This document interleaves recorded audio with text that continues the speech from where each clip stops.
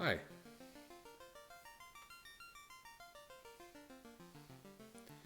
My intent for today is to play a little bit, because I don't have anything else to do. And, oh, what am I even doing? And, I don't want to go to bed for like an hour. I want to go to bed at a reasonable time. And I do want to get done this challenge, so, I don't know. I need to play, right? Can't get done if you need to play.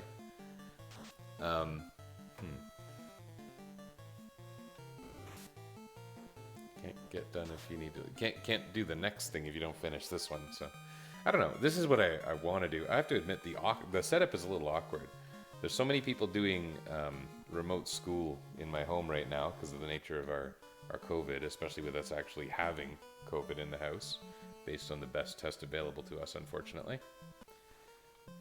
Government's kind of left us in the lurch locally. So yeah, we don't know what's happening. You know, this is not a worthwhile battle, but it's chance to strike first, and I should be able to win in one turn no matter what, so it just seems like, shouldn't I? Yeah. I should probably figure out how to map the fast forward button onto the controller. Even double speed would be nice. When I've been playing remakes, re-releases of games, you know, Saga Frontier has it, Final Fantasy XII Zodiac Age has it. Almost all the Final Fantasy re-releases have a double speed option, and I get so used to it that playing double speed feels normal. And when you go back to regular speed, it feels absurdly sluggish, you know? It was very welcome in Final Fantasy XII. So yeah, being able to play this double speed would be good. I don't remember the exact path to the ice cave, which is a little bit sort of embarrassing. We have some neat stuff now. We've got a heal staff. We've got a Zeus gauntlet. That's pretty big. No O is using the Zeus gauntlet, I believe. Maybe I'll verify that. Yeah. This is a pretty good setup for where I am. And the stuff that's coming up is, for the most part, listed in the thingy on the side there. Some of it is illegible, but, you know, hopefully you get the point. What if I were to do this? What if I were to do Zeus, heal, run, run? Those bottom guys have crappy running luck, but let's try it. You know what? I didn't enable my my Lewis script. Let's turn that on too. I have been enjoying that. Wow. That Zeus gauntlet cleaned house.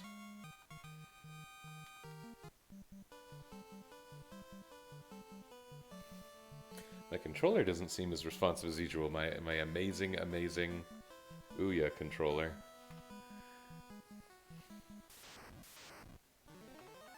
I'm gonna do the same thing.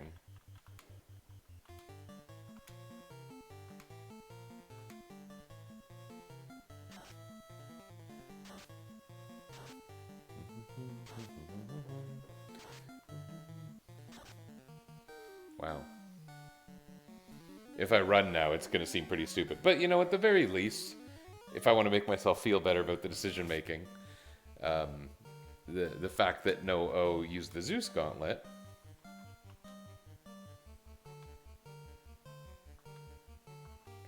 is, you know, mitigates the damage. Although I did just take 22 damage from a biting fish. Bit of a jerk fish there.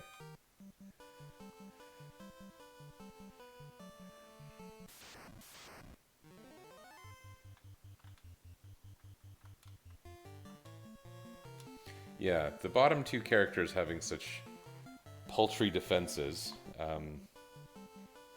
isn't great. I think I used the word paltry correctly there. All I have is cabins. Okay, here we go. Ice Cave. The goals here are Ice Shield, Flame Sword, maybe some money chests, because that's going to start to matter soon. And then get out of here. Hopefully alive.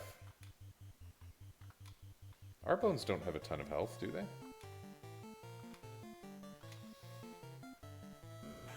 Yeah, the bottom two characters running is suboptimal. It seems to be working out for me, though. I mean, all things considered, this could be worse at the moment. Because Ice Cave is basically, like, waiting for the random chance of death to strike, is what Ice Cave is. This is a nasty battle. This could go bad. Oh.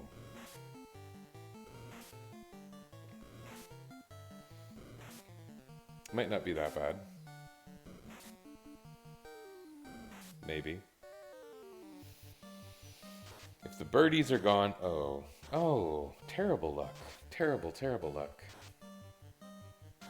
Oh, that's surprising. Hey. Yeah, zombies I think have 80 hit points. Okay, you know, that was bad and could have been worse. I'm going for the birds now because they're... Oh, crap.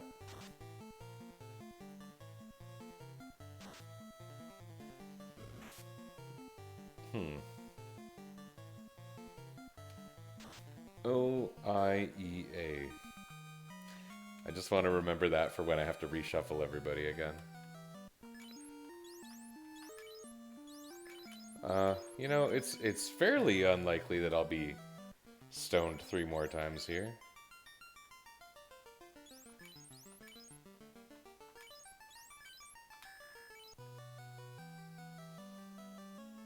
Kinda. Fairly. Mostly. This floor has frost giants, and frost giants are unrunnable. Oh, and this is even worse. Oh, goodness. Okay. We have now lost. we are now dead. Oh my goodness, I got surprisingly low damage from Lit 3. Wow, those guys have some defense. I remembered them being pretty fragile when you got the drop on them. No, there we go. But that was a crit.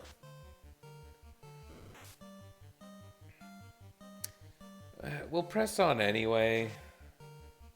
You know, even if you get through the dungeon with just the floater, it's still great. The floater gives you access to class change and a few other useful things. Makes it very quick to get to your first ribbon to give you some defense against attacks like that. So even if I went for no other... Oh, for fuck's sakes.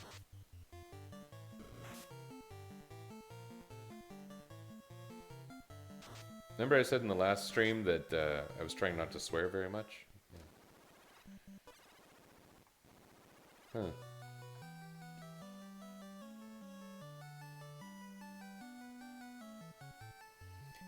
Sometimes you just don't really have any options, right? Oh my goodness. Can't run from these guys. They're gonna pack a bit of a punch, especially on those guys at the bottom with the lower defenses. Yeah, it's technically possible for Zeus Gauntlet to one-shot them. Fairly, like I'm getting good luck, frankly.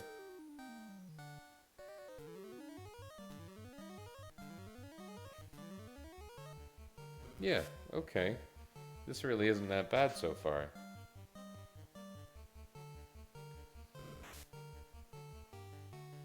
I mean, that could have been a little better, but it's not the worst.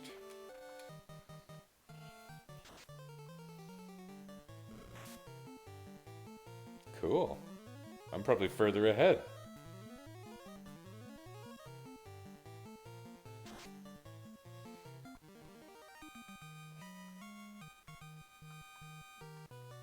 And you know, with the way the stupid random encounters table works in this game, and I must admit, I don't have that deep of an understanding of it, but the fact that I just had 2 mage encounters on this floor suggests that I might be less likely to run into multiple mages, especially consecutively on this floor, on this subsequent run-through. Okay, I have the bottom 2 guys attempting to run. The top guy I was putting on Zeus Gauntlet, thinking if he can thin out the crowd with a few of those Zeus Gauntlet hits, that would be great. Maybe those bottom fellows can still run. No. Okay. Well, we don't have a lot of other options. We're certainly not going to fight our way out now. Today, during one of my remote classes, one of the cats finally walked out of the door up there and walked across the shelves, and it was very amusing. It was the big payoff I had been waiting for. You know what? I'm going to try it. There's not great odds of me getting a turn before these guys, but I may as well. Oh.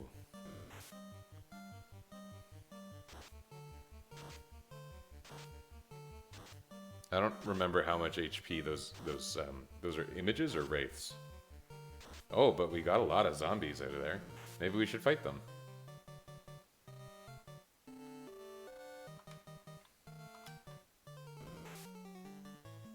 I don't think they're going to whittle down all my HP, and I've got some potions.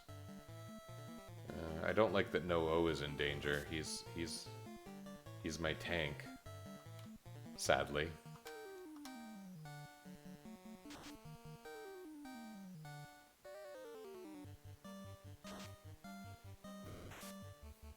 Oh dear.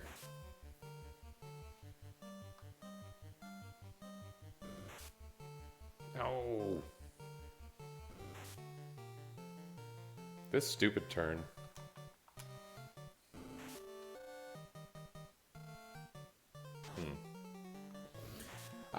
I don't know if strategically there was something way better I could have done in this fight.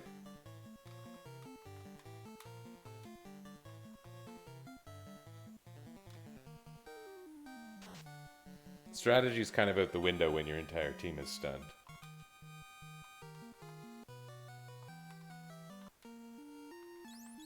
$69 heals.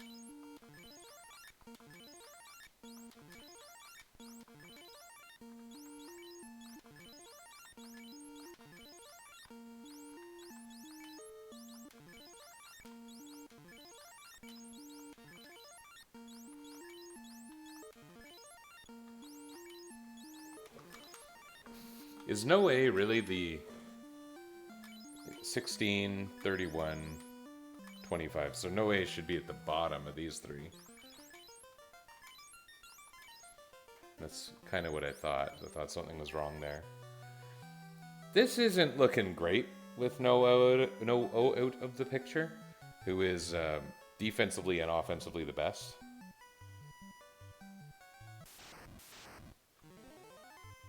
Ugh.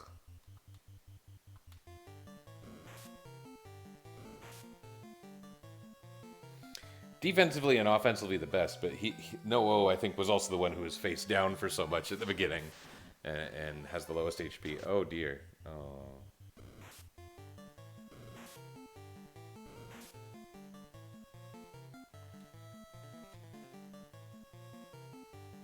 Okay. So we're going to do what I described earlier, where I literally pick up 0 treasure chests that I'm not passing anyway. And just try and get the floater. Because the floater gives me options to do this again, much more profitably. I'm going to go for the flame sword, though, flying in the face of what I literally just said. Force of habit, you have to go to that chest. Pretty sure. Flame sword. No eye can use the flame sword. No eye is the only one who can use the flame sword. Ultimately, it's going to do good things for me. Right? Right.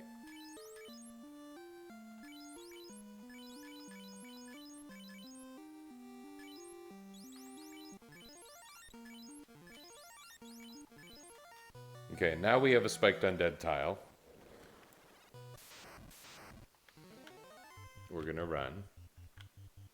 We could try the Zeus Gauntlet. With only 2 guys alive, we don't have very good odds here.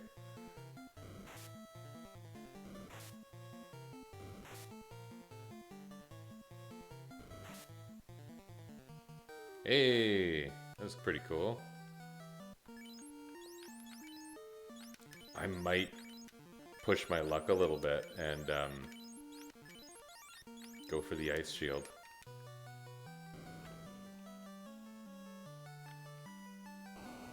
Because the ice shield is not in a dangerous part of the dungeon, and it's not distantly off the step path. Wow, Oh, that's not the best. We're gonna go ahead and skip the ice shield. Executive decision. We still have to beat a boss, but we got the flame sword. That'll make it a little easier. Okay. Skipping 100% of the chests. Oh, man. Oh, man.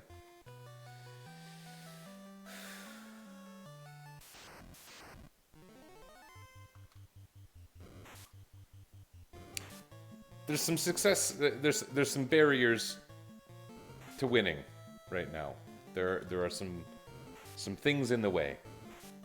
I can't believe those guys do that much damage. Okay. Like, even if I beat the eye, and that's a bit of an iffy situation with HP like this, because of his XXX spell. The ice shield is right there. I'm not getting it. Okay, so here's the eye. You gotta beat the eye, and you gotta beat another spiked square. And with one guy, you're so likely to get stun locked. Oh, he's dead. Okay, let's try again. Ice cave.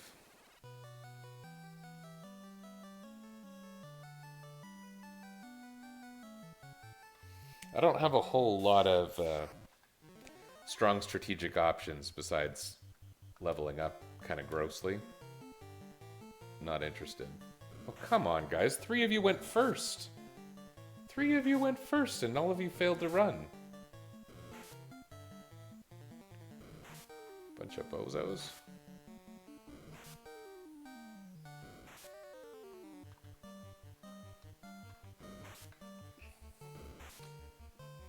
Okay, all 4 stunned.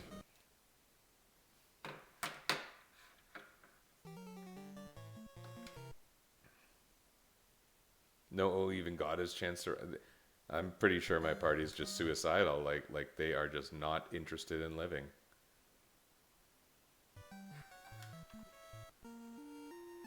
Ugh.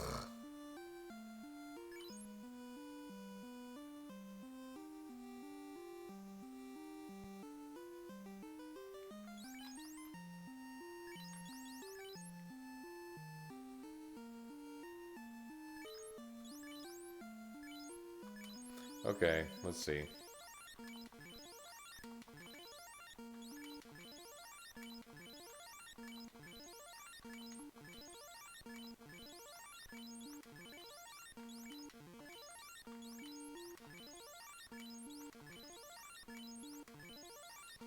This is how we potion ourselves. Okay.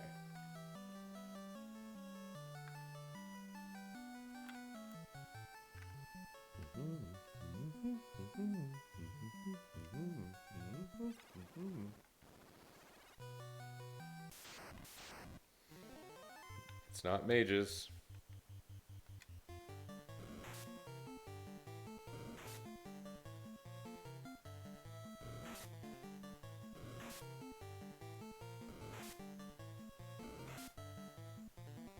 That was 141 damage.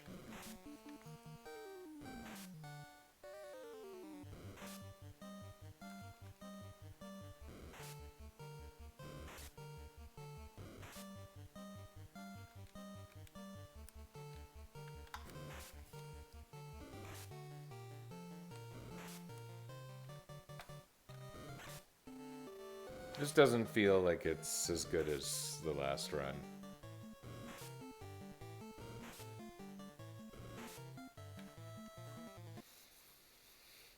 Okay.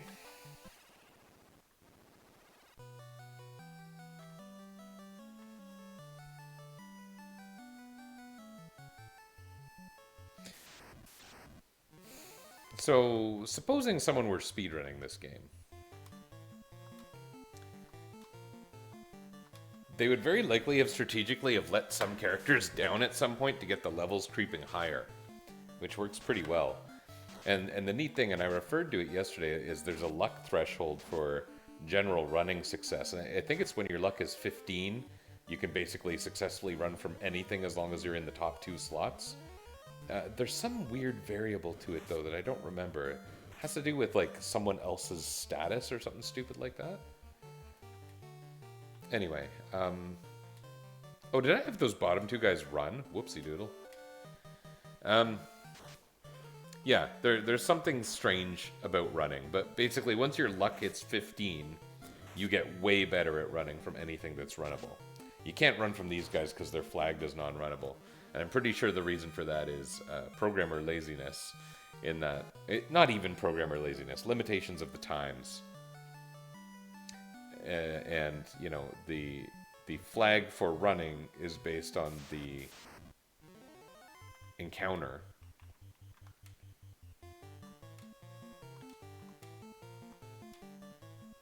Gonna see what we can do here.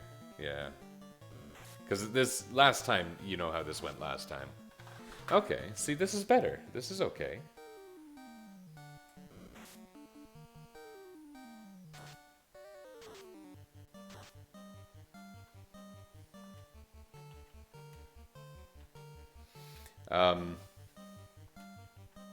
Yeah.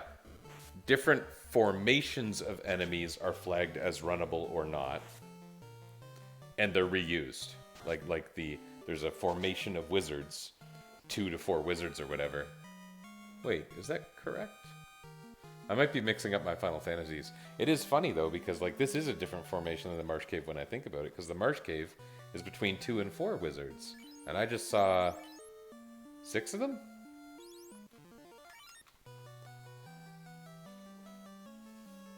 Look at this, everyone's alive on the second screen. This already feels novel again. Okay, these are the frost giant I was referring to earlier. I want to get rid of these wolves kind of first, and then I'll focus fire on the frost giant. The frost wolves have a pretty strong chance of using an ability called, I think it's called Frost. And it's an ice attack on all party members. It's not incredibly strong, but hitting all party members, the damage really adds up quite a bit faster.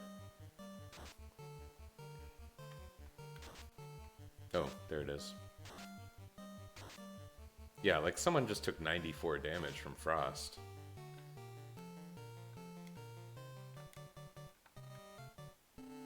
The Frost Giant doesn't do anything like that. I think it has like 1 hit, but it's a strong hit. And it has, there it was. And it was, I think it has somewhere over 300 HP. Like it has fairly high hit points. Because Giant. Although I think it's more correctly in better translations, I think it's considered a Gygus. And that's why they have that floaty cape thing to make them look more Gygus-y and less giant-y. Not that I'm some kind of giant expert. Are there giant experts? Giantologists? Gigantologists? What are they called? Hey, no, E is getting ready to survive an XXXX. X? Whatever one isn't referring to the perverted arts.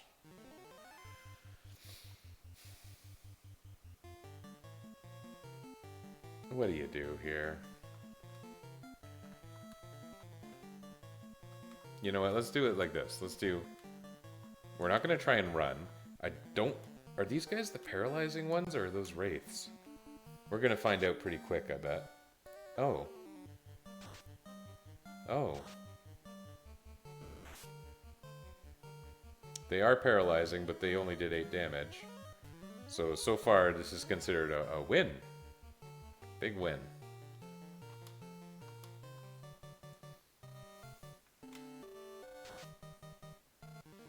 Alright.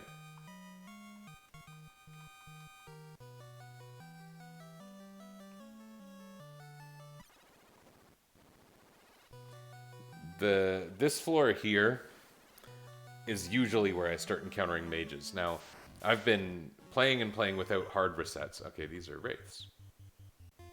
So they hit harder. Do I run? I'm going to do the same strat as last time because this is what I was thinking of last time. Yeah, I've been playing enough without hard resets that I have no idea what encounters to possibly expect right now. And I'm not going to play the manipulation game. Oh, that sucked.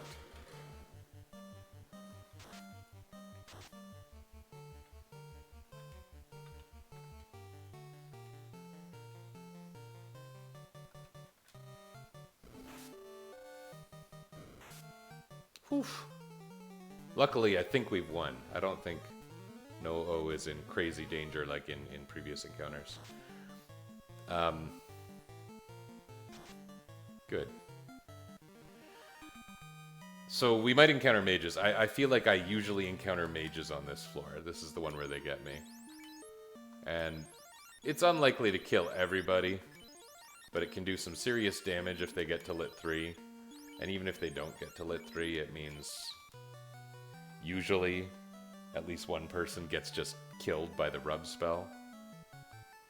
They give a heck of a massage. I'm going for the flame sword. Oh, what do you do now? I think we try to run. I think we're all gonna try to run. None of this half-assed running. Are these unrunnable? No, they're not unrunnable. Thank you. That went well. Good job, team. This could all go downhill pretty quick, but I'm feeling pretty good about it right now.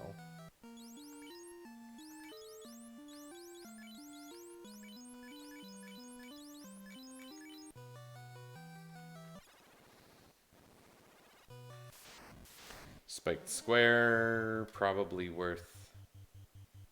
Images are the weak ones, so these guys are pretty strong. Can I run from them?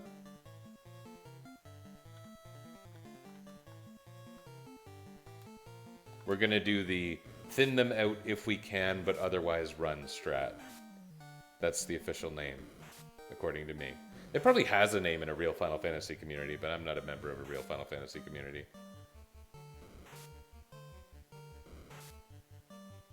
Hey, sweet.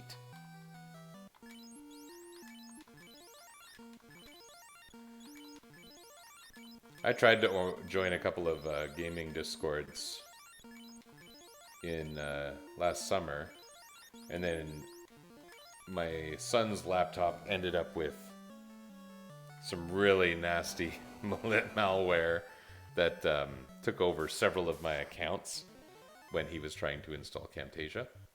Or maybe more correctly, I was trying to help him install Camtasia. I shouldn't blame him. But bad things happened. Lots of bad things happened. The worst of it, honestly, was... Of all the things, the accounts they do go into and they don't are weird. Like, I ended up with one of my YouTube channels, and it was a channel that I don't think I had started. Like, it was an arbitrary account. Ended up with a video, like, explaining to people what crypto is. And they went into my Humble Bundle and took all of my existing unspent keys, of which I had probably, like, hundreds. Yeah.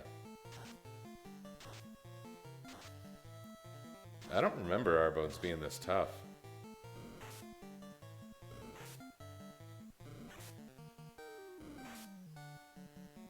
Maybe they're not that tough. There's really good money in that room down there. Really, really good money. But again, I'm gonna try and just do this the sloppy way to get it done. Getting a ribbon would improve my odds of survival substantially. Can I do this? Yeah, got a heal potion. Hopefully this encounter is worth it.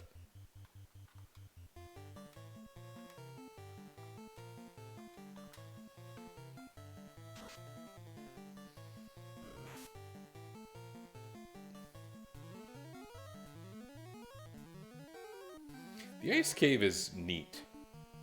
I can't think of another, especially Japanese RPG, or maybe I should even broaden that to console RPG, that gives you the same level of dread as this terrible, terrible dungeon. You know, where, unfortunately, some of it feels cheap. You know, there's not a lot of strategic control, as I've been implying. But there's no culmination in the Ice Cave as anything. There's no boss fight. It's just like, can we get through this nightmare? And it's funny because, you know, like there's mind flayers and stuff, but it literally feels Lovecraftian. I'm not really a Lovecraft expert, but you know, there are these terrors after you that perhaps can't be described easily, because that's how Lovecraft describes things. Ice Shield. That is for no A.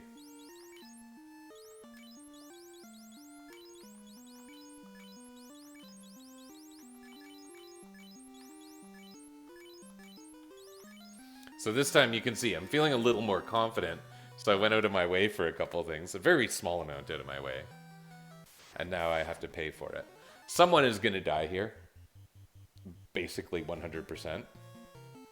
But it could still go really well. Because all I have to do after this is, like, hit the spiked square and exit. How bad can it be? Oh, it can be bad. I can still lose. I know I can still lose. I'm not going to be too disappointed. I will still be disappointed if, you know, I get to the last square or something, because that happens. We won. We get pretty good experience for that. See? Hey, that guy's got over 300 hit points. Good job. Okay, make sure you get the stupid thing.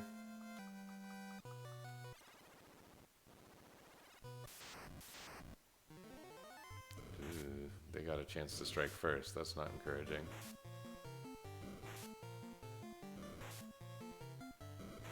Wowie. Do I do the thin them out, or I'm gonna do the full run. If no O goes early enough, I'll be okay. No!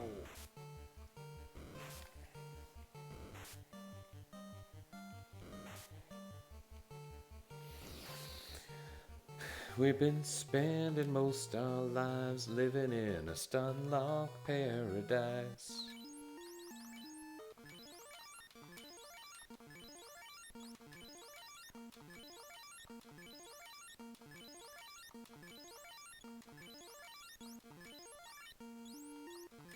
Okay.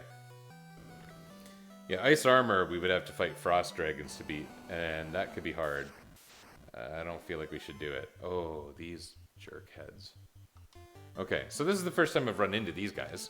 Oh, I managed to walk away from them. Oh, them. They're cute little pink robes. They're terrible.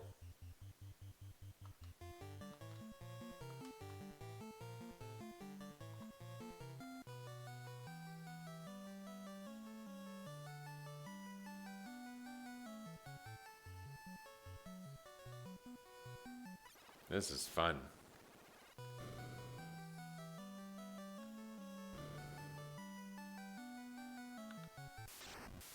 There's the stairs. The stairs that are literally on that screen are the goal. And if I can get to those stairs that are right there, mission somewhat successful.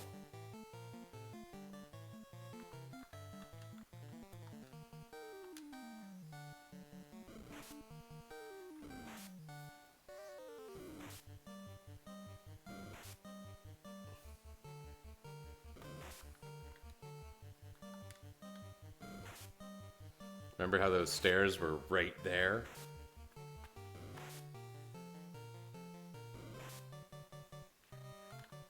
Remember where the stairs were? Good, because we'll need to see them again in about 20 minutes.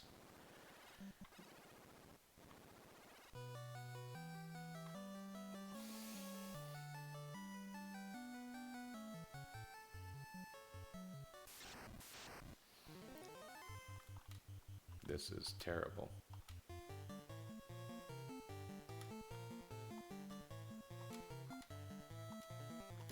Like, we could run, but there'd be so much damage done, and there's so much potential reward here as well. That is a moderating factor. You know, usually you can count on the Zeus Gauntlet to wipe some of these birds, because the birds don't have a whole lot of HP. Okay, like that. Watch it.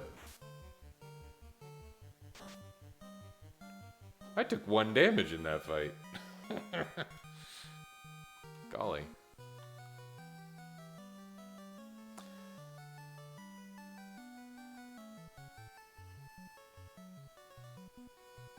I'm fairly likely to want to get a cat claw for no E. No O can... A whole bunch of them can use them. The question is, how many of them is it actually an upgrade for?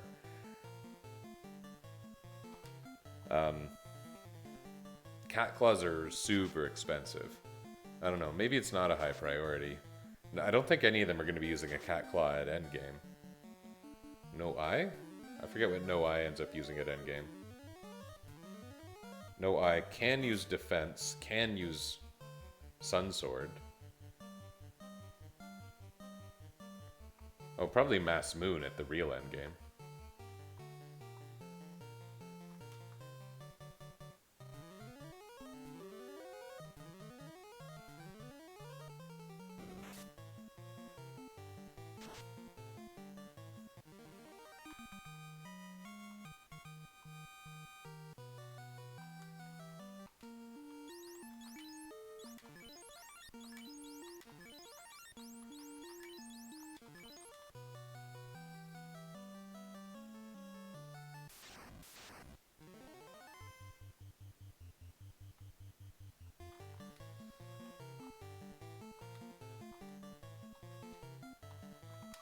This fight's the easy one. 16 damage.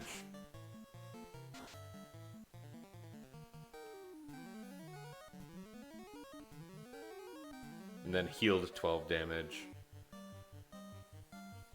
Oh.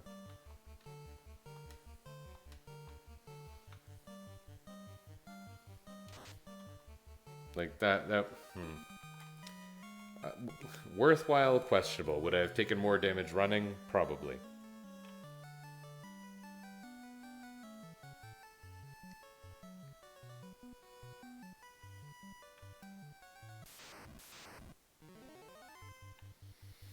Blah.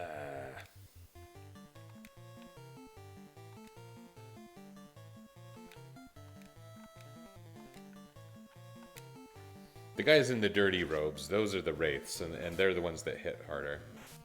They're all stun capable, though, I think we've learned. So, all of them can be rather dangerous. Oh, our Zeus Gauntlet went down.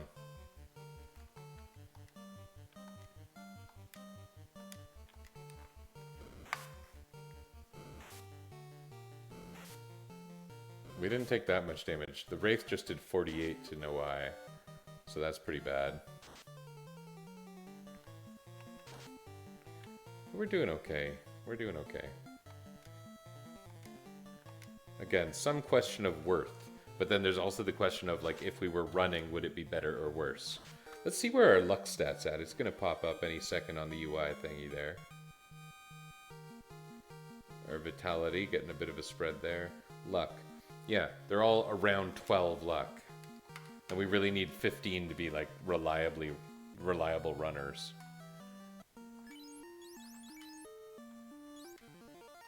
That's probably adequate. Well, I mean, nothing's adequate here. At any point, you can just end up dead. That's what happened last time, right? That run was looking quite good until that one particular part where it wasn't.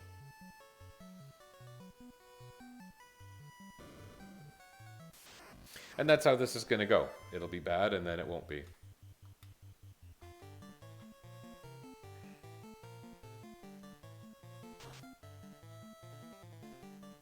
That was good damage considering there was no crits.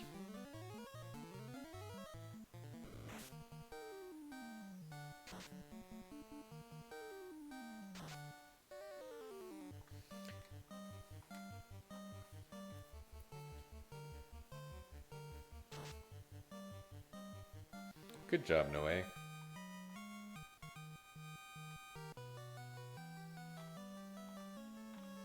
So, I've been talking about people who are subject to XXXX and aren't. And that's because it's it runs off that, it's an ancient mechanic from D&D where the power word spells just always worked if you had a certain number of hit points. And it's the same. And all those power word-esque abilities in Final Fantasy 1. Oh dear. They got chance to strike first. That's not good. But the HP threshold for all those abilities, including XXXX, which is an instant death spell, is 300 hit points. And so you basically have no chance to survive it unless something has given you total immunity or you have over 300 hit points, which none of my characters do. And isn't really normal for this point in the game. Well done, gents.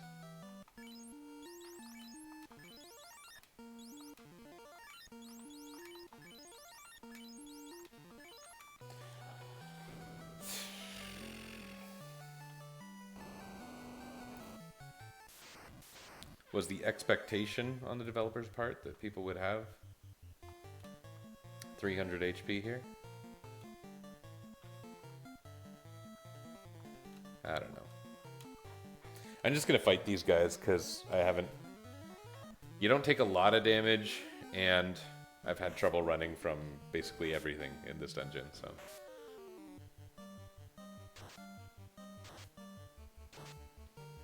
Yeah, they got some serious hit points. I think you end up fighting these guys. I think they... Maybe I'm misremembering, but I think they appear in the Sea Shrine, like oddly late in the game, for crappy skeletons.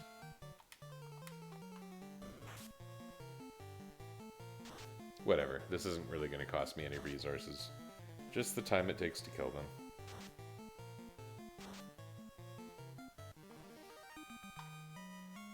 In fact, my hit points probably went up in general from that. Those guys give a lot of gold.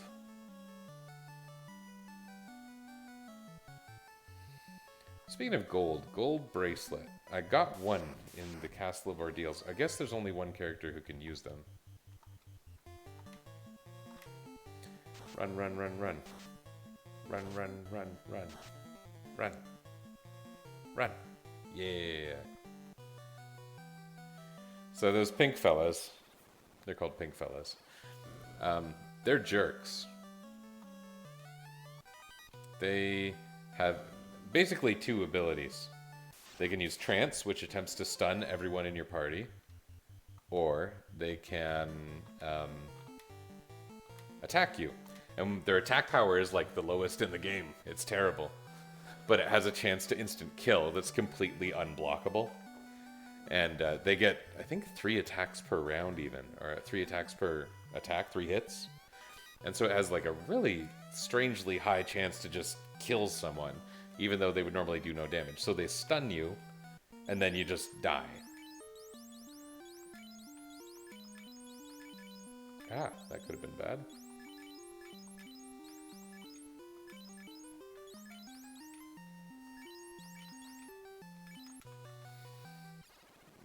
Okay. Got our flame sword and our ice shield. We gotta beat this stupid eye again. We don't have any control over... Oh, look at that! We didn't even die. It used a special instead of a spell. We got petrified instead. I can work with that. I didn't know that was really a thing. I should be happy, though. And I will be if I get out of the stupid cave.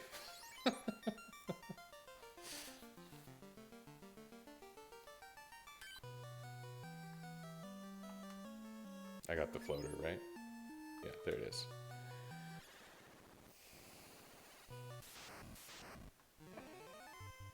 This isn't even that bad.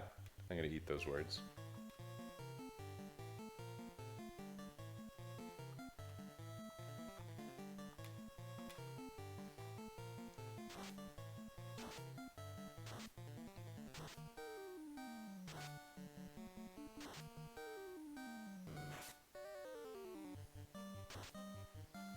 Go, go, flame sword. Go, go, dragon sword. Go, go, silver sword. This seems like an episode of the Swords comic. Y'all know the Swords comic? I like the Swords comic. I started populating my shelves a little bit. I didn't get too far.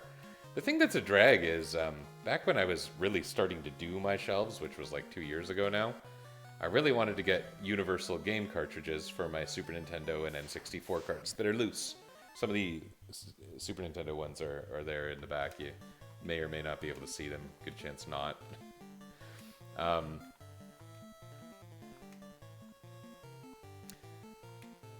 It turns out that in that time frame, and I got the art ordered. Like I ordered the NES cases, and I got the cover art really nicely printed. Some of them were obscure enough games that I had to make my own cover art for them. And I did it for my my Game Boy games, my Game Boy Advance games, my NES games. They're all in special new cases. I feel good about that.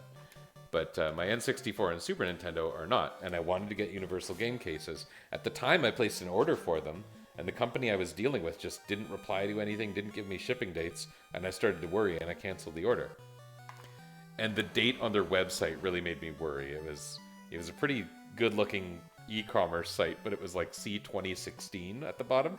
I was like, has this website really not been maintained since 2016? I don't know. Anyway, it turns out that in early pandemic, like early 2020, the company that produced Universal game cases decided they were never going to make them again, for real. And they announced, we have no intent to reinstate this once the supply chain restores itself. Assuming it does. So I actually have the printed art to fit the Universal game cases for my collection of Super Nintendo and N64 games. And no means to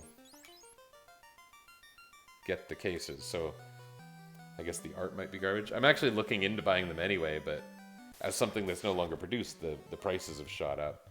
They already weren't great for me here in Canada. So we're looking at, what do they end up being? Like $3 a case or a little more than that?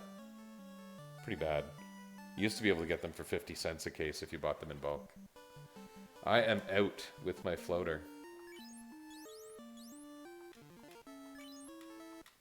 And I just saved. It is done.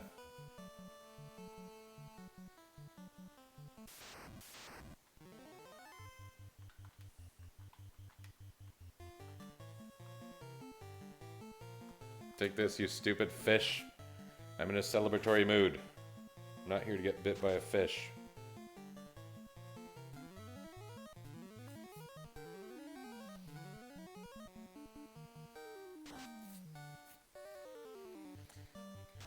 It's like, I picture them saying to the fish, 2 of us have over 300 hit points. Wouldn't it be funny if people talked about their hit points in real life? And then I was thinking, like, there's this thing in Breath of the Wild where whenever you're wearing the champion's tunic, you can see all enemies' hit points. What would that be like, walking through life just able to see hit points? What would you do with that information?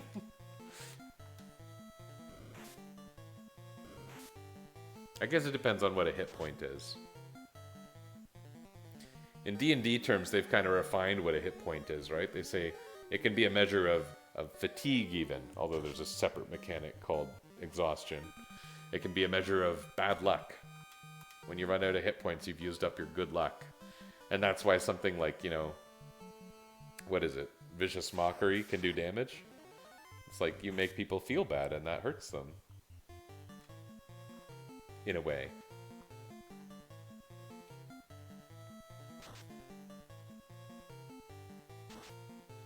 It's not a ridiculous idea. My point in saying that was, if you could see people's hit points as you walk through life, you know, maybe you would be able to, like, see someone who was in personal crisis that otherwise might not be visible to you. Maybe I'm talking about something that would actually benefit society a great deal. We should all start wearing champions' tunics.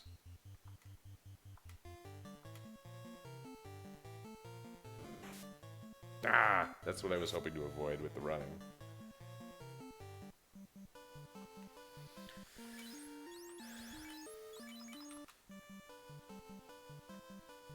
I didn't even switch the order. I'm just like, who cares at this point?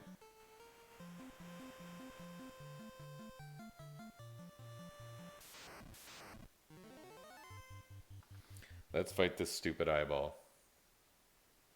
Vengeance for what happened in the very first act.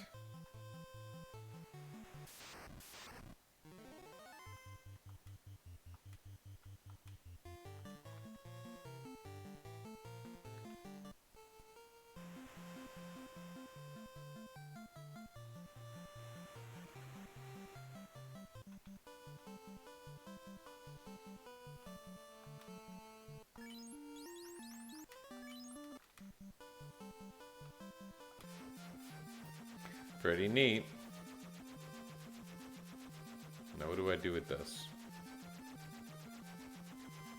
I go finish my white magic collection, that's what. Well, wait, how much money do I have? Oops. Actually, I should do that. Oh well, my equipment's all gonna change. What am I doing? Stop. Stop, self. I have $300,000. Sorry, $33,000. There's not too much I can do with that.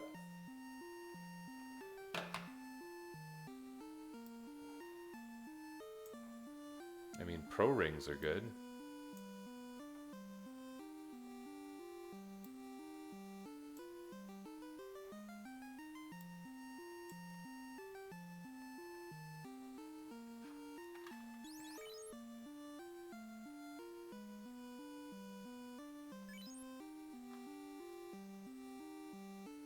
Pro rings are good.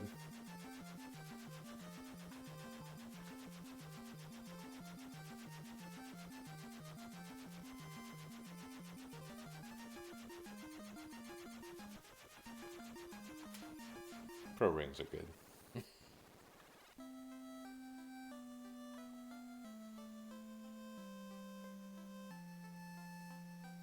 Pro rings are death immunity. They don't work on the sorcerers, the pink robe fellas.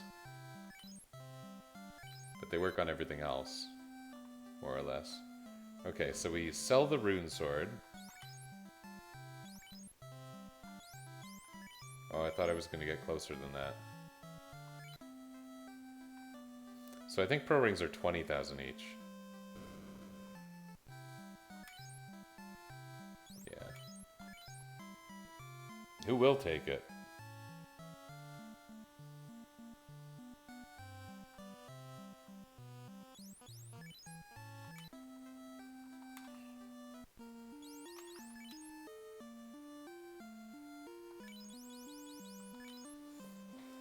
Okay, nice upgrade for no E. So O is at 35. E is at 33. So we're going O, E, I, A now. In this weird remix of Old MacDonald.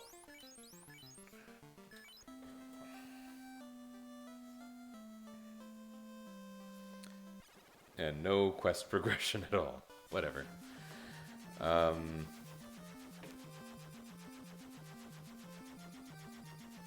If I were to do the volcano right now, do you think I would remember where the flame shield is? I think volcano might be a good play.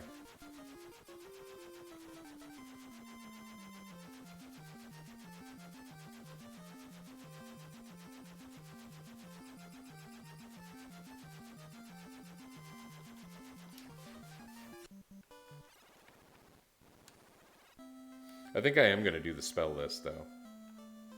It's inexpensive, and in a couple levels it'll start carrying some benefit. Oh, it's still a few levels. Whatever.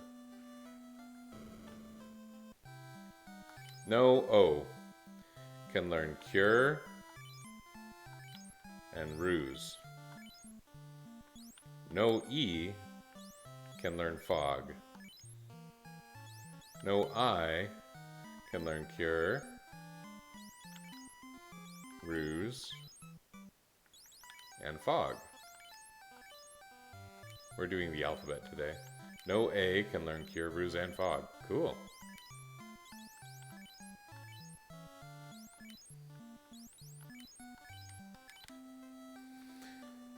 Low-level white magic is actually pretty cool, especially Ruse.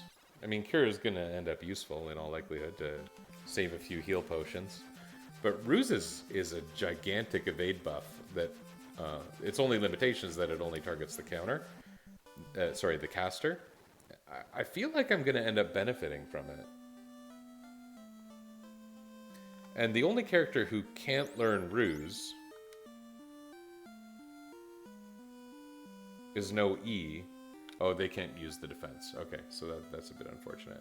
Sorry, I thought there was going to end up being some novel element in that was going to turn out great, you know?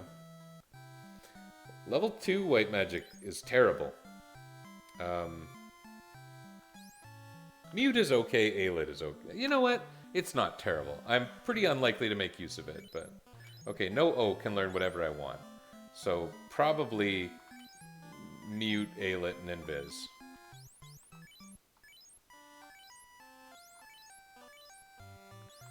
No E can learn Lamp, Aelit, and Invis. I don't know if I'm ever going to cast Lamp.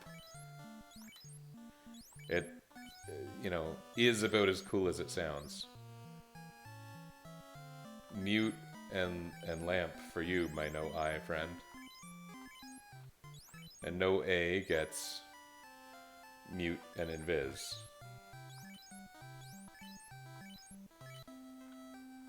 There we go. Completely full spell list. But, you know, maybe some of it will be useful. Probably not very. It's still something a little bit unique about them. So, I don't know. Let's take that as a good thing, I guess.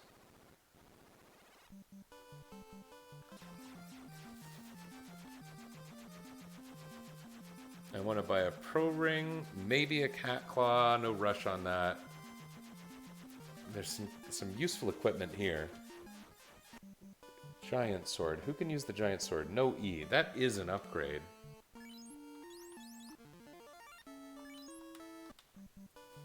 Where's the giant sword?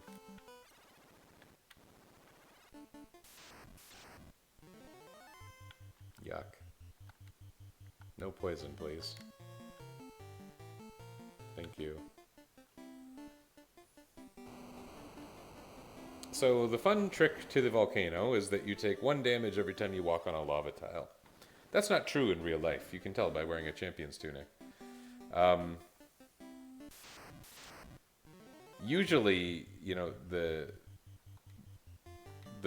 damage potential you avoid by walking on the lava ends up being way better than... No, I am phrasing what I'm trying to say badly. Walking on the lava is usually to your advantage. A fun thing that we just saw, and it's part of the reason I lost my concentration there, is that no A took very little damage from that fire spell. Okay, this is a fire elemental. 2 of them.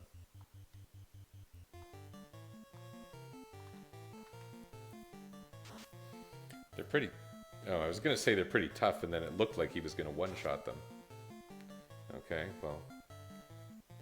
Ah!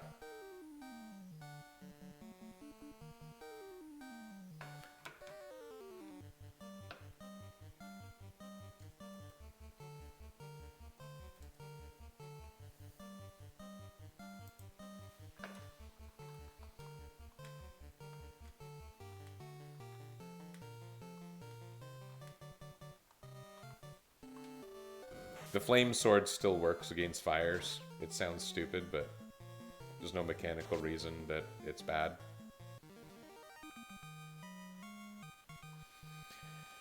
That didn't even really come into play in Final Fantasy IV. Oh, Silver Helmet.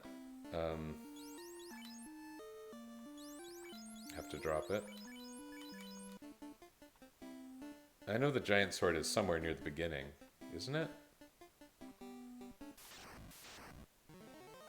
Isn't it?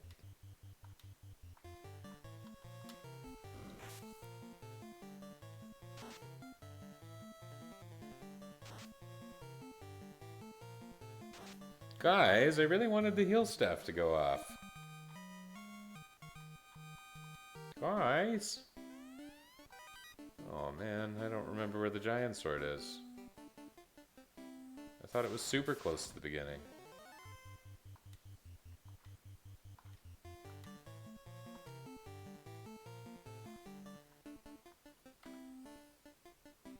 Is that it there? One of these two, I think.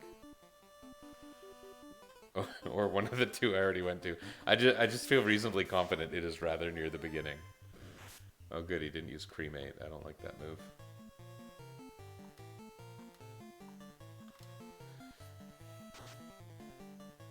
Wow.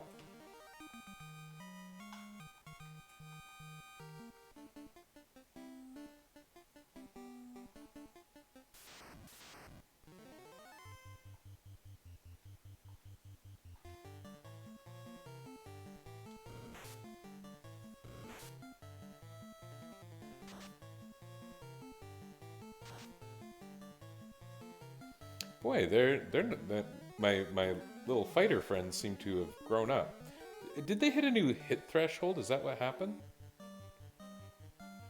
Hit rate. No A did. No A is the only one who got an additional hit. So that's why No A is being the damage king. Neat.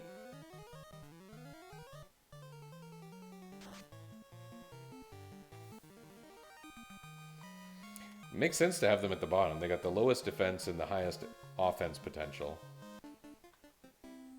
We got to keep them tucked away down there.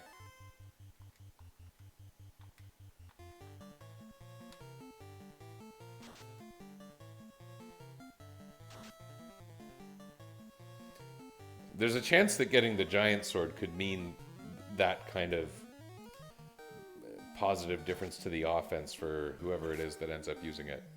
What is that? That's no E. Currently using the dragon sword. I don't know if the giant sword has better hit than the dragon sword. I guess we'll see. There we go. Okay.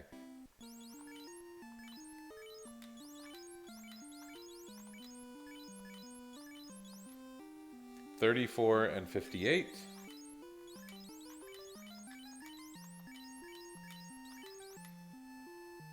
36 and 63. Huh. Well, you know, if we gain one more level, that ends up making a pretty darn substantive difference. Yeah, I got a pretty good Final Fantasy resume. Well, it's really quite strange, but the overwhelming majority of what I've played on this Twitch channel has been Final Fantasy 1. And I do mean an overwhelming majority. An amount that is literally overwhelming. That makes people pass out from how much Final Fantasy it is.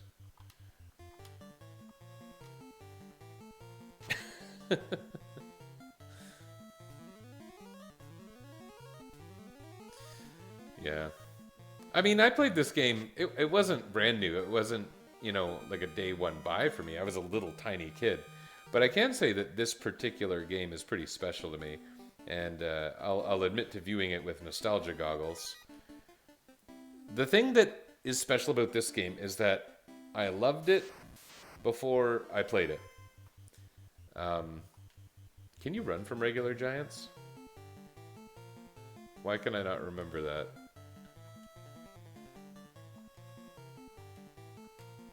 Well, let's... Yeah. It was in my grade 3 classroom. There was a kid who brought into like the classroom library the Nintendo Power Final Fantasy guide, and for some reason I was just obsessed with it. I mean, I was always interested in video games. My much older brother was a 2600 player, had a ColecoVision and 2600, and an Atari ST. I forget what the number on that was, but you know, I loved games from a young age, but this game just, the way it grabbed me was different. And it was because of the guide before I ever played the game. I didn't even have an NES at the time. I think it was the summer... Oh no, it was the Christmas when I was in grade 4. So kind of like a year later when I got an NES and I got this game, and kind of shallow and weird to say it, but at the time it was sort of a dream come true. It was... I had wanted this for so long, and I knew so much about it, and to finally experience it. The thing I remember was being up in like a bathrobe at 5 a.m. on Boxing Day so that I could play this before my brother and sisters woke up, and yeah. Yeah, a little bit dear to my heart.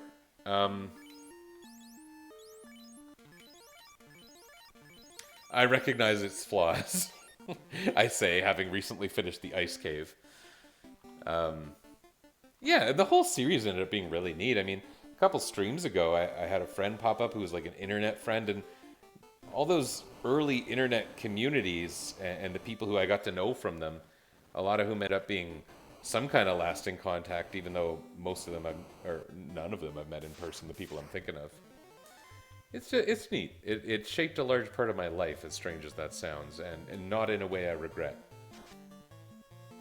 As for my knowledge of the game, because you say FF1 specialist, for a while I felt pretty specialized, but I find every game I know about now, someone out there has made it their bitch a lot more than I have. And for a while I think I was something like the world authority on Phantasy Star 4, But then when the speedrunning communities really took off, and the Starbird, who's involved in both speedrunning and developing the randomizer, it's like, I'm pretty sure Starbird knows the workings of Phantasy Star 4 a lot better than I ever did. I had a website that was a well-used data dump of the game, basically. And my Phantasy Star 4 resume was very strong at one point, but I don't think it's all that now. And it's funny because I often say that Phantasy Star 4 is my favorite game. There's competition. But I have never played Phantasy Star 4 on my stream for whatever reason.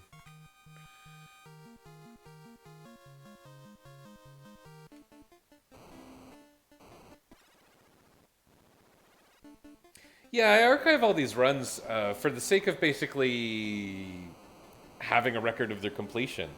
I don't really have an audience. I don't really have an audience here either. I mean, I enjoy when people show up. There's different reasons I record it, especially when they're challenge runs. People like to know those things, and it's kind of weird. In the Final Fantasy 1 community, and some aspects of the Final Fantasy 1 community, it's not a community I've really embraced that much. But there's a lot of people who keep these like very old-fashioned blogs. Wait, I took a wrong turn. Like Sulla was doing it, who I know a lot from the Civilization 4 AI Survivor series, and Sir System Error, and they have these, basically their whatever platform LiveJournal was, and they keep those as a record of all their novelty playthroughs. Well, I like having a record of my novelty playthroughs, and if someone could search it one day and learn something from it, then that's awesome. There is an ice sword on this level that unfortunately won't do me any good. I would really like the flame shield for... I know where the flame armor is, but I forget where the flame shield is, so I think I'm going to have to grab every chest.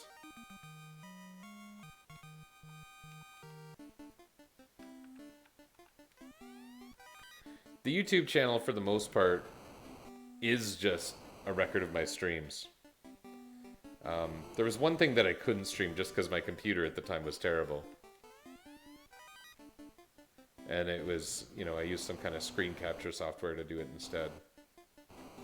That was when I was playing the Steam version of Final Fantasy V, I think. And, yeah, my computer was pretty suboptimal. Right above me is a spiked square.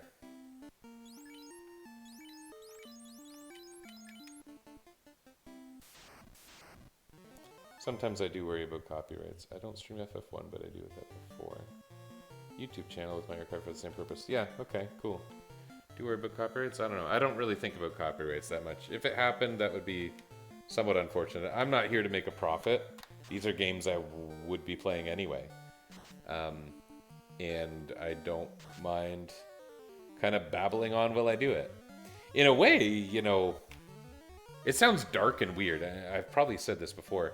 I think it's neat that I'm enjoying these games and discussing these games because my kids love watching streamers, and it's like, what if something happened to me, an immunocompromised person in COVID times?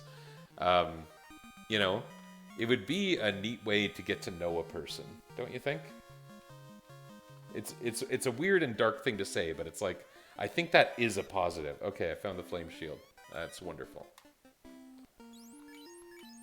And I don't actually think about my mortality while I'm streaming. I'm not trying to imply that.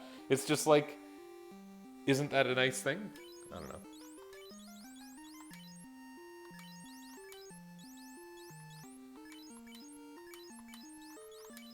Okay, that's sweet. We got a flame shield. I'm gonna just do the edit now.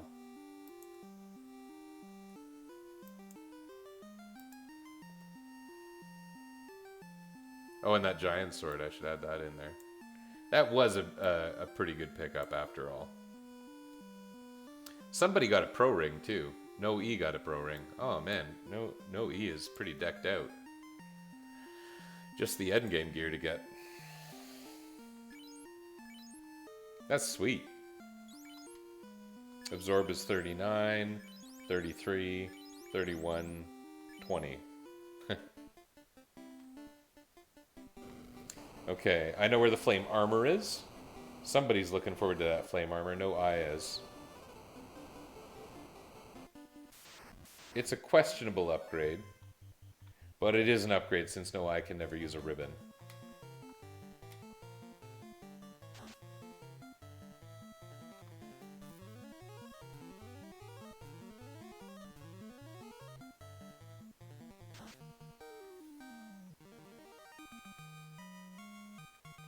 You know, like, technically... Wait, how strong is...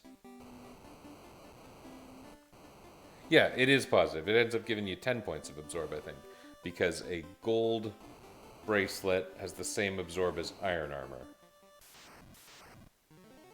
Okay.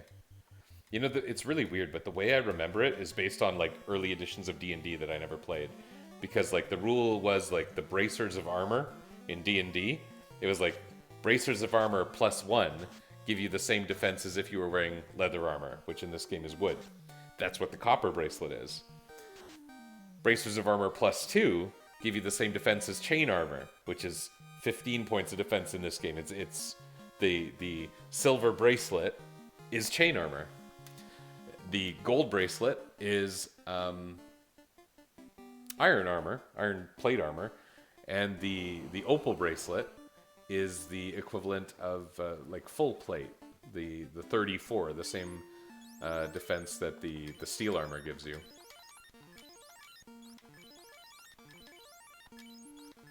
This is going well, by the way, my little volcano dive here. No particular hiccups.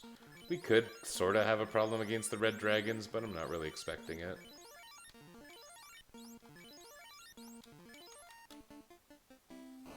For that matter, we have mute. We could try throwing out mute on them.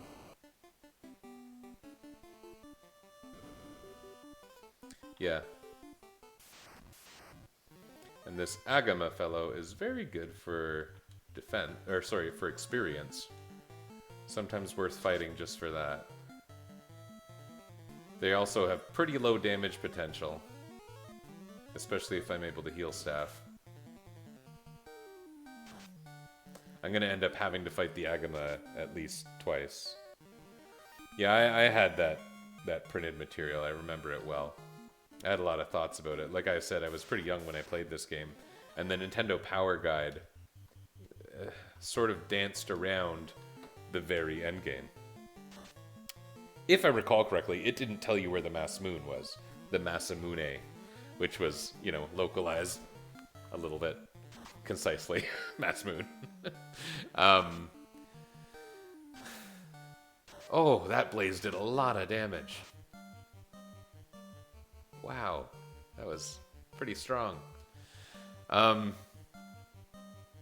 I remember that handout has the weapons and armor list on it, and it has this graphic on it of all these swords and like a dagger and an axe and a mace. And I was like, oh, I guess they made a mistake when they wrote mace. They wrote it Mass Moon, and it went through the whole game without finding any maces. And I was like, why would they have a picture of a mace on the handout if there was no mace in the game? And so I didn't know what it was because it's a Japanese name for... It's based on a person's name. Didn't mean anything to me as a 9-year-old. And so I absolutely thought that the Mass Moon was going to be this awesome mace you get at endgame. And I also reasoned maybe that's why everybody can use it. A white mage type character should be able to use a mace. And so I had this whole headcanon about... The term headcanon didn't exist at the time, and I wouldn't have known it if it did. But that the Mass Moon had to be a mace, and that there was a mace waiting for me at the end game somewhere hidden.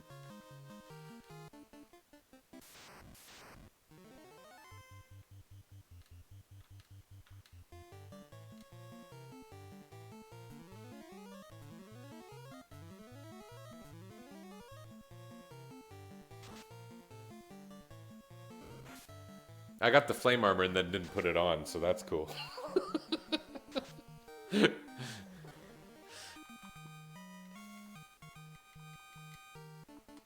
Okay. Flame contains the letters E and A. Armor has O, so it's only for Mr. No I. And we take their gold bracelet. What was their defense with the gold bracelet?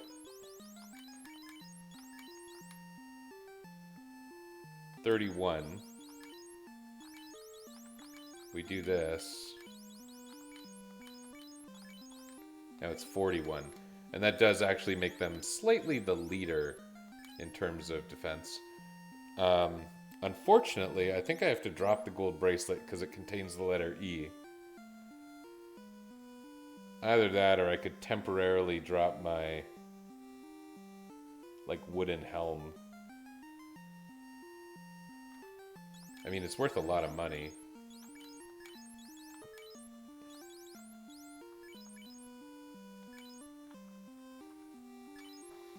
I could use the money.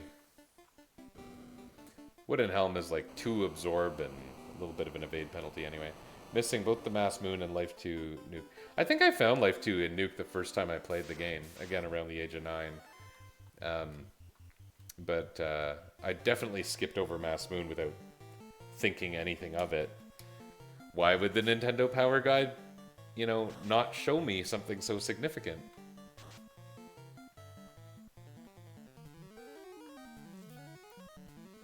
Oh, I said something about having mute earlier, but I guess I don't have any magic charges yet. We're getting close to level 15, but we're not there yet. Level 13, okay.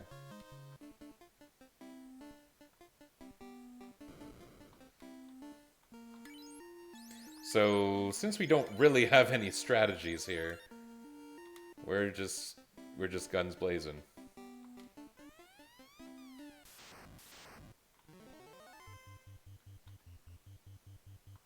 We could use Zeus Gauntlet, that's not going to do anything for us. We could use Heal Staff, but I think we're better off just being on the offensive. In fact, with the no A's current damage potential, and possibly whoever has the Giant Sword, I guess that's no E. I think this... Oh, look at that, 3 hits, but only 12 damage. Well, once we land a couple criticals, this will go quickly. Look at that, those 3 bottom characters are all 3-hit capable now.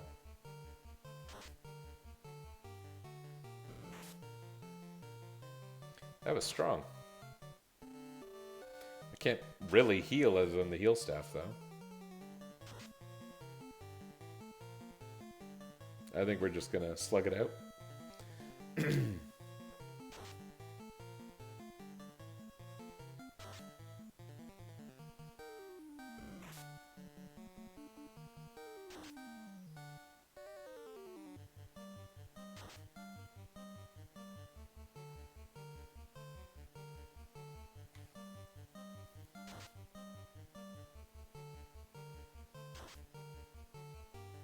There we go.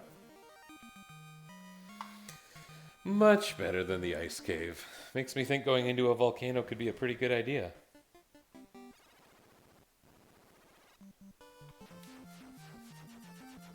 I need a new wooden helm. That sounds so strange. I may as well. No, I can't use a ribbon, so... Yeah. I mean, 2 points of absorb is worth an inventory slot that's not really going to accrue any new items, in my opinion.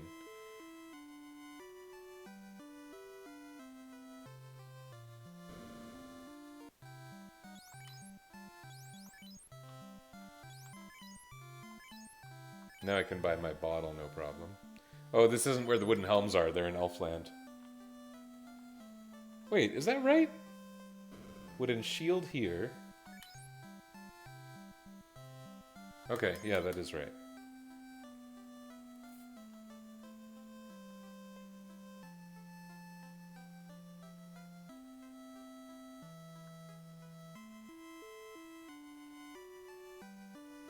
Notice on the Twitch panel that you stream very rarely. How rarely? It comes and goes. This is my like 4th time in the last week. But before that, I hadn't played since, like, February. So, it's not so much that it's rare, so much as inconsistent. I really have to have a rhythm and something I want to play to be in here. Right now, I'm sort of rushing this out because I've learned about the Final Fantasy VII version of the 4-job Fiesta that's running right now, and I'm actually really interested in playing that. So if I can manage the time this month to play Final Fantasy VII with job classes, I will do that.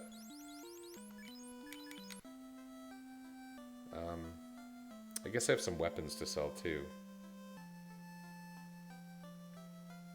Or one weapon to sell?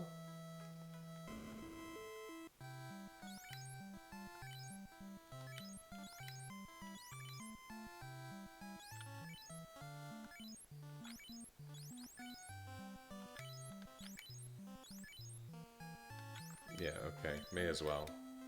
Look at all that money.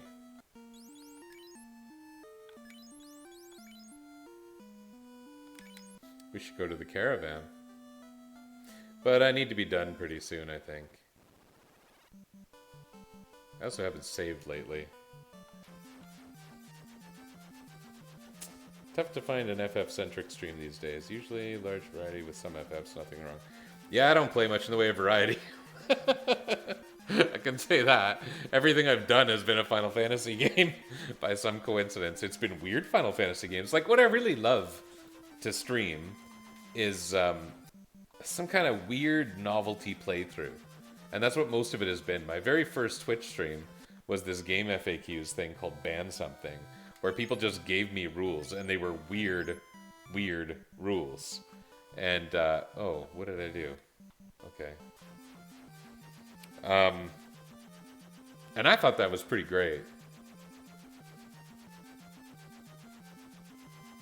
Back then, I really had no idea what I was doing. My first stream, I had no audio and didn't realize it. I had my Surface Pro that I was streaming from sitting on my lap, moving every time I kicked my legs.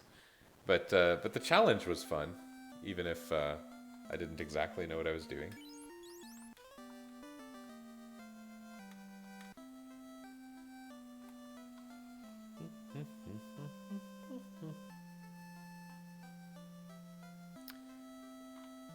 Okay, who wants a pro ring? No E has a pro ring. No A could use a pro ring. Okay.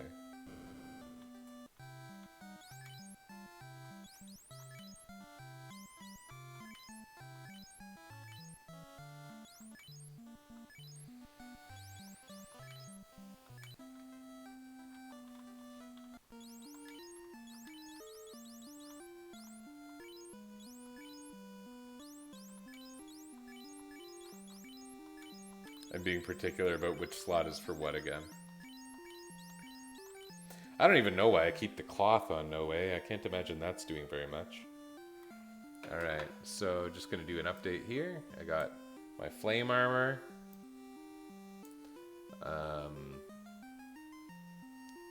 No Way kind of has nothing in particular coming up. Ribbon and defense, though, and we can get a ribbon really quickly right now, too.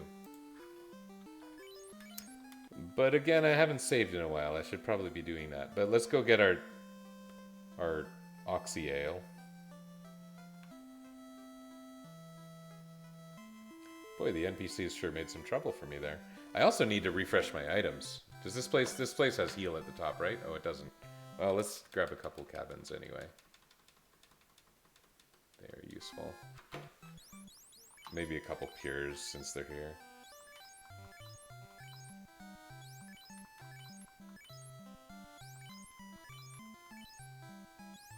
That might be enough pures for the rest of the game. I saw an FF streamer have a gimmick where people spend bits to commit to an action. Yeah, I like that idea. You know, back when I did the ban something, those types of streams weren't commonplace. I mean, that was the age of Twitch plays Pokemon. But now there's things like that, right? There's crowd control and whatnot. So that could absolutely be pretty cool if you had a big enough audience. I don't. I very much don't. For that matter, I've had $1 of donation to my challenge ever, and it was when my son was doing something. Sorry, $1 of donation to my channel ever. Like I said, it's not about any kind of exposure or money for me. It's what I wanted to do. So it's a cool idea, though. Absolutely, if I were doing something like that, it would be towards something charitable. Right now wouldn't be the time. What I would tell people to do is head on over to GDQ, which is happening right now. And today, the weird and sort of tangentially exciting thing for me is my closest childhood friend did a painting that was accepted as one of the incentive prizes for GDQ, and it happened today during the Final Fantasy 13 run. He had this cool picture. It's listed on the prizes site as Galaxy Mog painting because it's like a splatter art. Yeah. I've played a lot of Final Fantasies, including the spin-offs. I mean, I've spent the most time with probably 1 and 6. But, you know, when I was young, I played 1, 4, 6, 7, 8, 9. And then as a young adult, I played 10.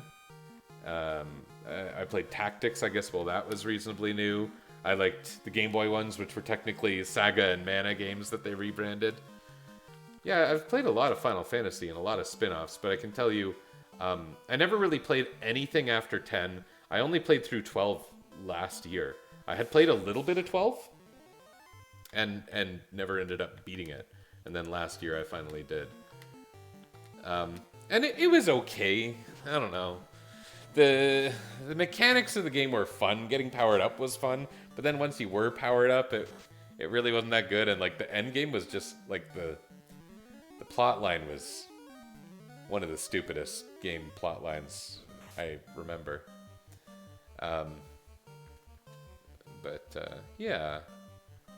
So, you could basically say I played Final Fantasy, by now, 1 through 10 plus 12, and most of the spin-offs up to the year 2000 or so. And I've played a lot of the remakes and alternate versions. I've played, you know, the like 8 versions of Final Fantasy IV that everybody's played. The Game Boy ones, I like the Game Boy ones. I especially liked, oh, there's no heals at the top. There's no fast way to do this. I especially liked number 2, and I did like number 3, but it doesn't have the replay value of number 2. Saga 2, I'm referring to in that case. I liked almost everything Square did before the merger, and for that matter, I liked almost everything Enix did before the merger, but I haven't liked much of anything since they became Square Enix proper. Besides remaking things from before.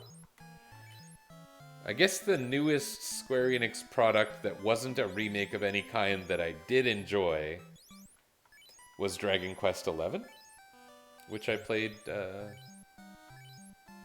2 years ago or last year. There's no concept of time in the pandemic. I did enjoy it. It was neat to play something, you know, newer and bigger and nicer. But I will say it's not even my favorite Dragon Quest game, and I tend not to like Dragon Quest games as much as Final Fantasy, so... My favorite Dragon Quest game is probably 5.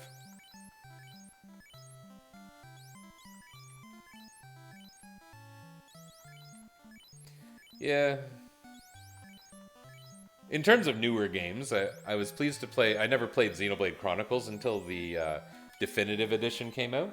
And I bought that when it was brand new, and I must admit, I loved playing Xenoblade Chronicles Definitive Edition. Completely fresh, completely new, on my Switch. Really liked it. May like DFFOO since you're...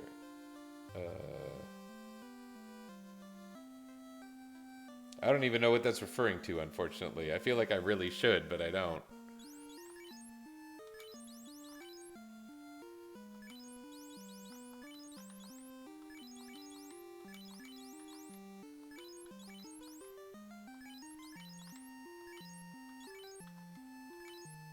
IOEA is what we're at now.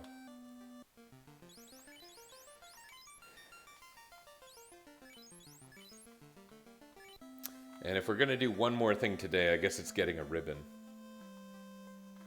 Oh wait, did I save? I didn't save.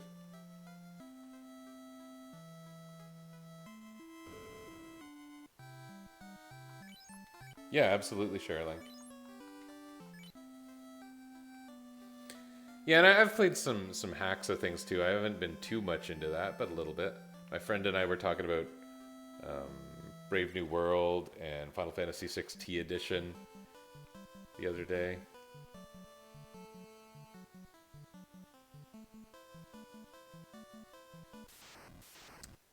For the sake of doing my Final Fantasy VI Classic run, that itself involved a relatively minor hack that I made. Because I had to change the equipment preferences for every character and whatnot.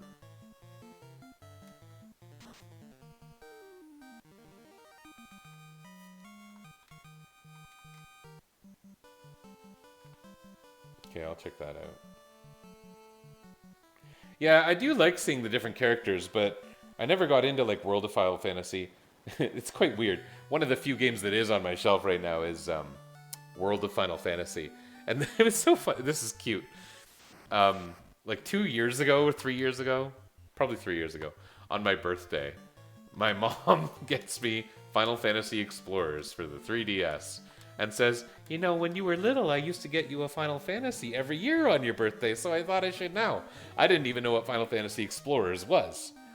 And I've never really been into Monster Hunter or anything like that. But she bought it for me because she was like, I wanted to get you the newest Final Fantasy game for a system you had. So she got me Final Fantasy Explorers. I barely played it, but it was just cute that I got it. And I only played a little bit of it. I like the idea of crossovers. I like the idea of Dissidia, and I've never played a Dissidia game.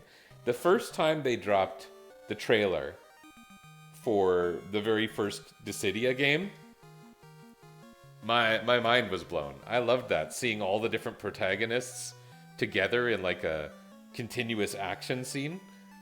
I did think that was super cool, and then I never ended up playing it because I haven't owned a PSP. Frankly, if they brought Dissidia to something that I owned that I was comfortable playing on, I could probably get behind that pretty easily.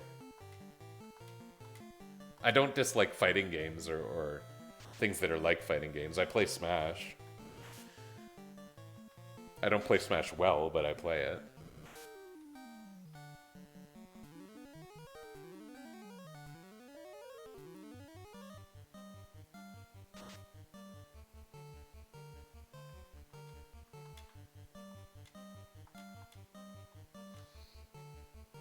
Yeah, okay.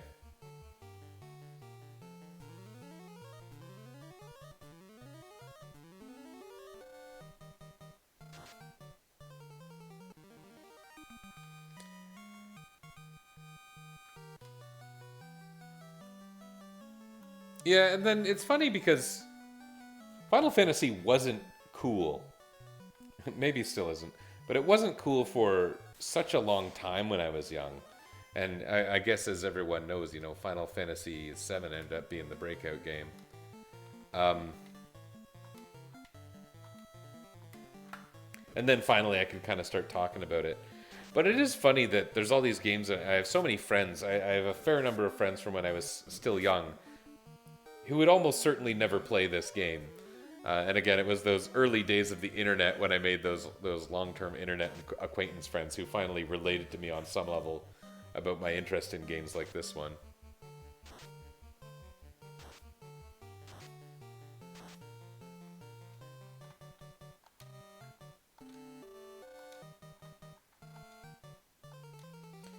I can't imagine it's that fun to watch, especially like if there were no form of commentary. Not that I'm tooting my own horn, but I would have to think that would be pretty dry.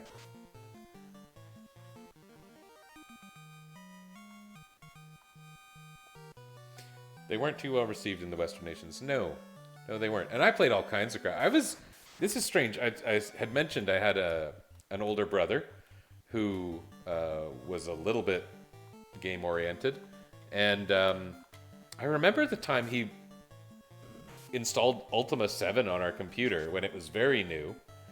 And I was quite young when I started playing Ultima 7. Ultima 7 is a complex game. It's not something that like an 11-year-old usually wants to play and enjoy. But I loved that game. And it felt weird. I mean, I knew it was a different style of game than Final Fantasy. At the time, you know, no one was drawing the distinction between the RPGs of the West and the RPGs of Japan. That wasn't a thing.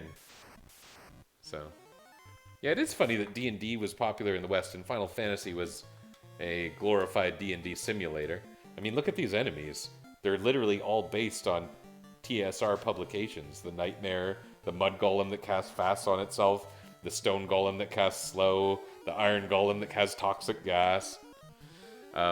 This game is a total D&D ripoff with some mechanics that are modified in some cases, like the hit rates and multi-attacks, but so many things that are pretty straight ripoffs.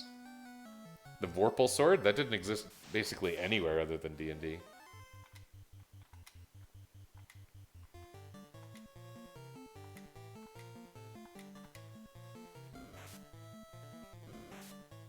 Oh no. Oh, that's gonna make this fight much harder. Maybe I should run.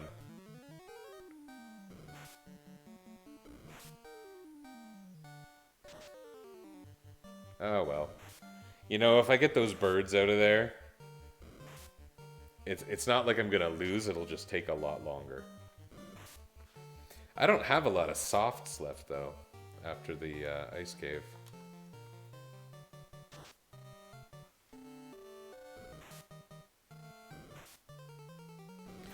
I had a funny thing with D&D too. In fact, my relationship with D&D had some things in common with Final Fantasy.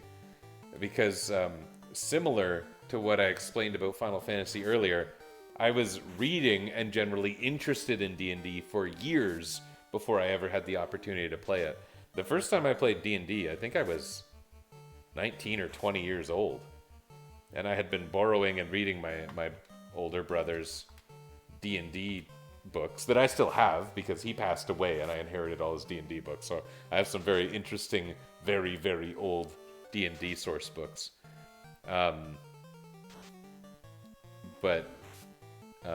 Oh, that's unfortunate. Well, hopefully I don't run into gas dragons on the way out.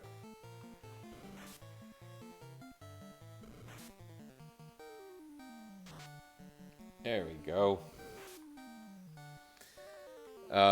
Yeah, I read up on D&D. I was really, really literate in D&D rules and culture for a good handful of years before I ever played D&D. And so it's funny, I started seeing those connections, and I wondered, did someone plagiarize, or did everyone just have the same idea?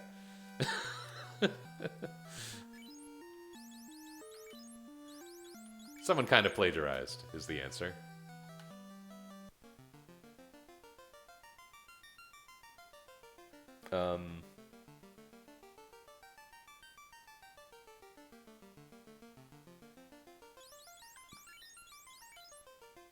No A is still the lowest, right?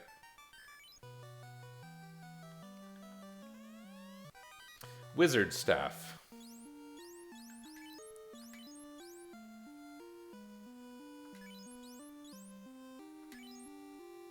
Okay. Sure. Now no E has an item cast. That serves no other purpose. Ribbon. That's great. No E or no A? I think it makes more sense to put it on no E because no A has the benefit of a silver helmet. Oh, that's glorious. Now, if I needed some quick money, I could go into the ice cave and be quite a bit more prepared for it. And there's the defense. That's somebody's endgame weapon. Looks like I have a plan to put it on no A.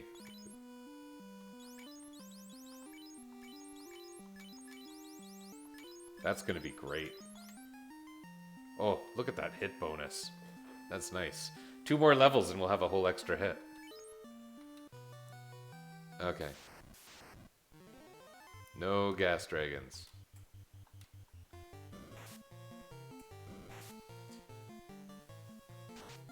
I think there were works of fantasy that didn't rely on the same ideas, and it's funny to think where those ideas came from. I guess largely Tolkien, right? Yeah. Oh, Paralisks. I'm gonna do this. See what happens. And maybe the... Whatever, let's just have an item cast party and see what happens.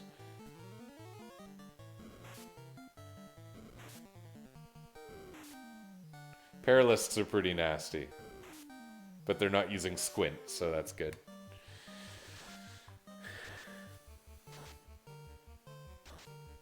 Okay, that's good. Hey! Although this isn't gonna work on them. Anyway, that's still pretty good. Let's just take them down one at a time. I'm not going to expect that my team's going to wipe these people. Former people. Yeah. Sorcerers didn't... I had a lot of fails in the Ice Cave, but they were almost entirely undead squad fails. None of them were caused by sorcerers. There was some pretty bad mage activity, but it was mostly just... Oh, I stepped the wrong way. Oh, I hope I don't pay for that.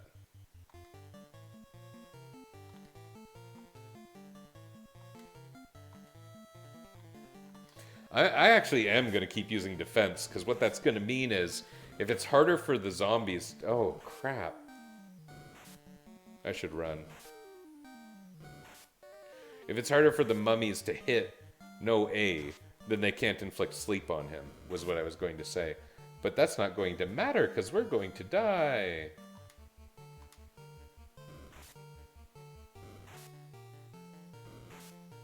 And they still hit him.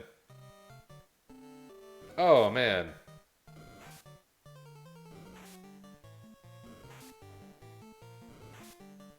Come on.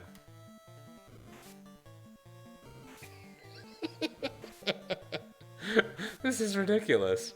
Oh, can't run. Come on, man. Oh. Honestly, I need to go to bed, but I feel like I should do this. You know, if I didn't sidestep off that stupid tile, I probably would have been in the clear.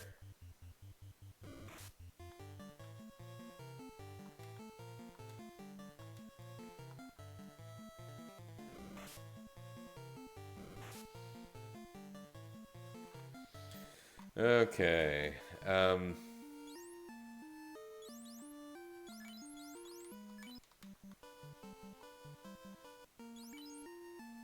Yeah, okay. They're in the right order right now. Okay.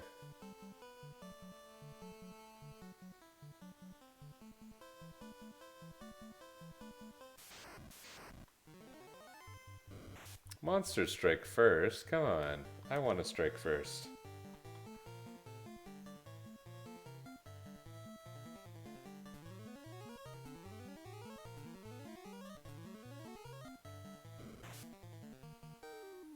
Jeez Louise. I didn't deserve that.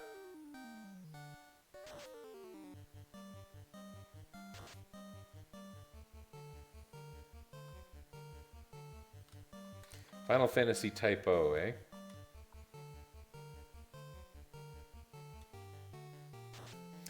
The names of the spin-offs, I have to tell you, they're getting a lot harder to follow, logically. Typo, my idea of it, from what I saw about it, was like, wasn't it close enough to a traditional Final Fantasy game that they should have just labeled it that way? That was how I felt about it. At a glance, I haven't played Typo.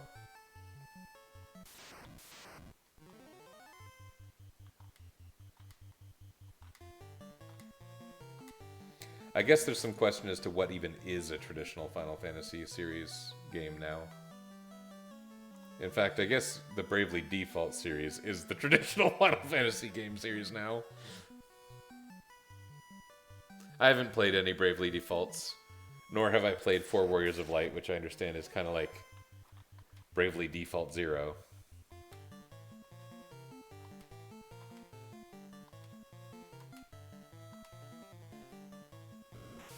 Really good game, very dark. Okay.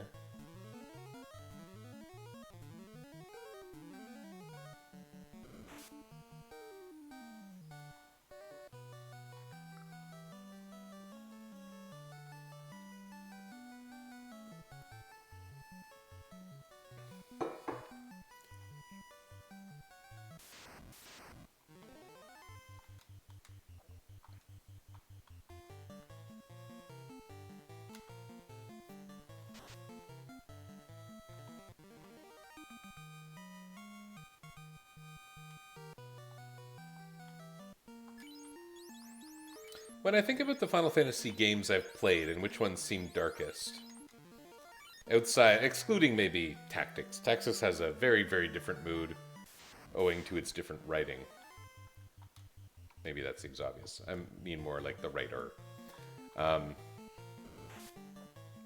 For some reason, the one that strikes me as darkest, and probably a lot of people would disagree with me, is 9. I just think about the part where the main character kind of just gives up. And everyone goes and they cheer them up, but they're basically just in a complete fog of disinterest and just having given up on the world. And it's just, it feels so weird that that's in a game that, you know, it oscillates back and forth between this game is a very happy, pleasant, colorful game, and these are flawed people and scenarios. Yeah. And it does make the dark parts feel darker, I think. It's more about feeling than certainly anything objective.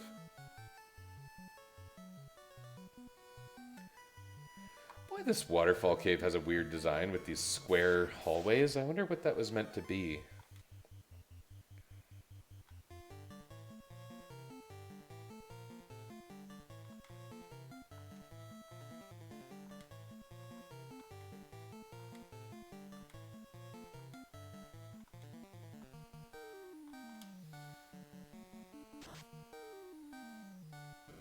That's a lot of mummy wizards, or mummy lords. The Zeus Gauntlet doesn't even do enough damage to, I think, possibly one-shot them. I actually got really high damage rolls there, but it didn't do it. So this might end up being a bit painful. They hit pretty hard.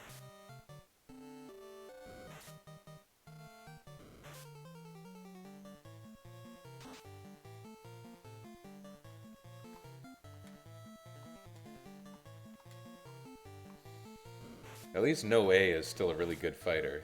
Really good damager. Okay. Okay.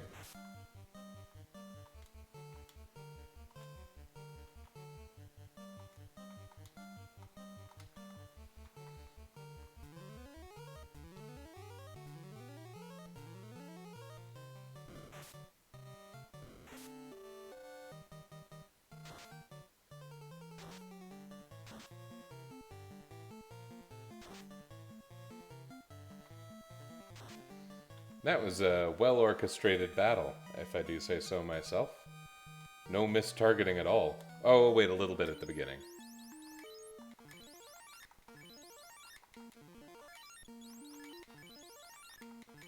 Boy, my HP values really have ballooned since the Ice Cave.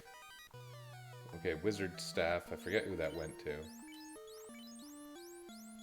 There we go. Ribbon. We put that on No E, I think.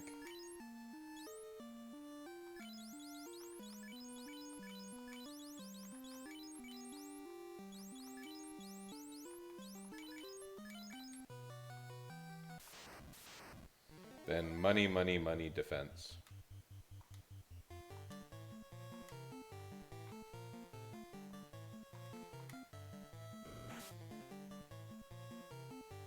Wow, that was really low damage. When I fought Nightmares in the Castle of Ordeers, they horse-kicked one of these guys right in the face. And it did a lot more than 5 damage back then.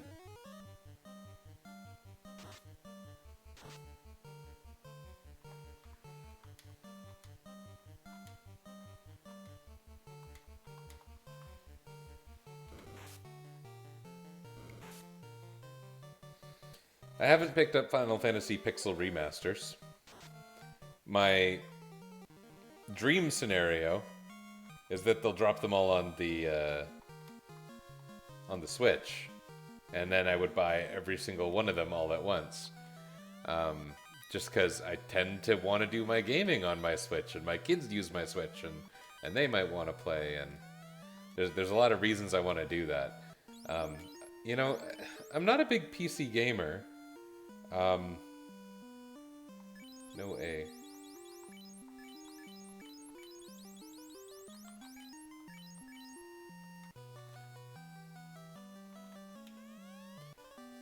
I'm also the kind of person who has like a 300 or 400 game Steam library, and I've played about 10 of them. So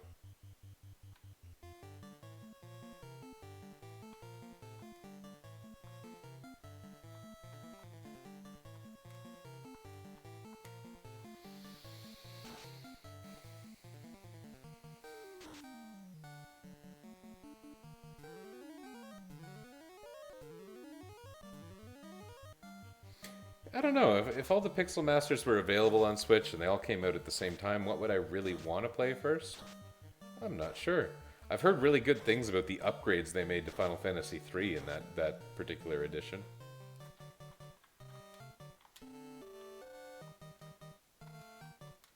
You know what? Let's throw out the Zeus Gauntlet again.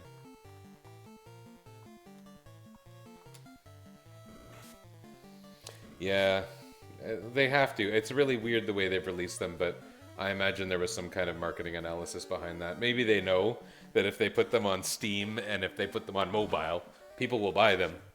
And then they release them on consoles and people will buy them again, because I guess getting people to buy the same game over and over again is basically the whole modus operandi of Square Enix now. I mean, legitimately, how many times have I purchased Final Fantasy IV? One, two... You know, it might only be 4.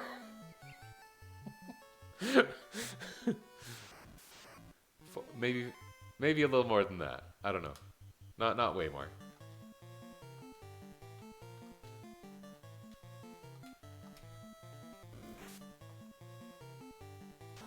Your first ever FF counter is Mad Ponies. I did meet Mad Ponies outside of Caneria early in this run, and it didn't go well, I can tell you.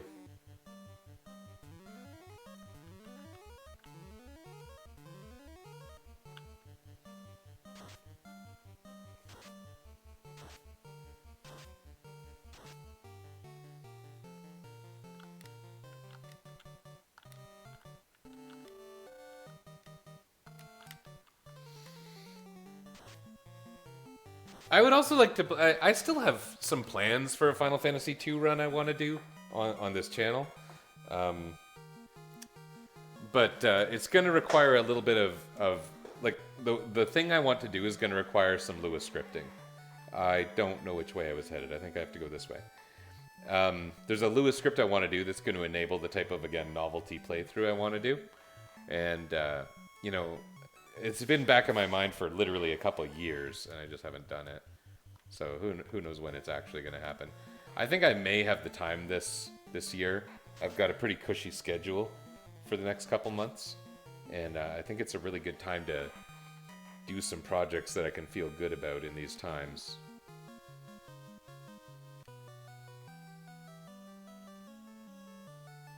So that was No O, who still has a silver axe.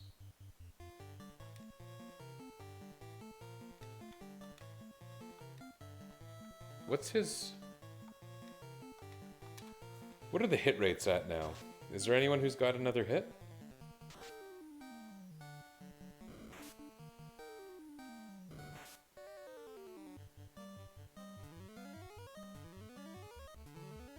No O needs one more level to get another hit. Okay.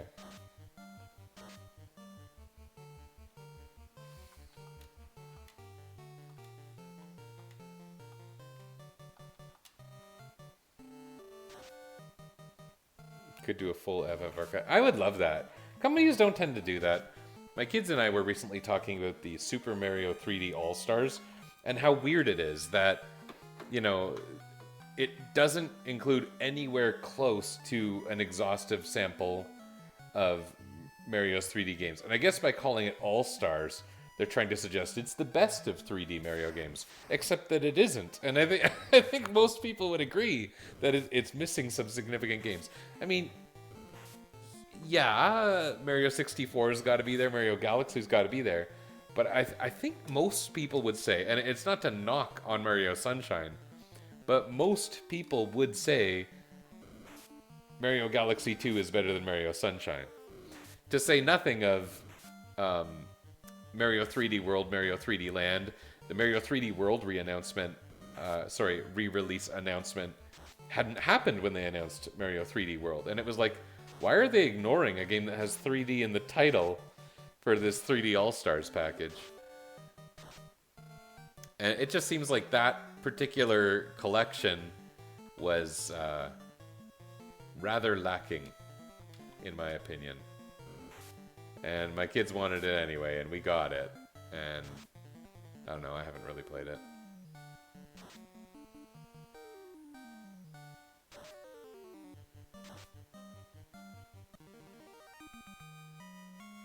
But yeah, I wish there were better, more exhaustive collections. Something where you're actually like, I now own all of these things.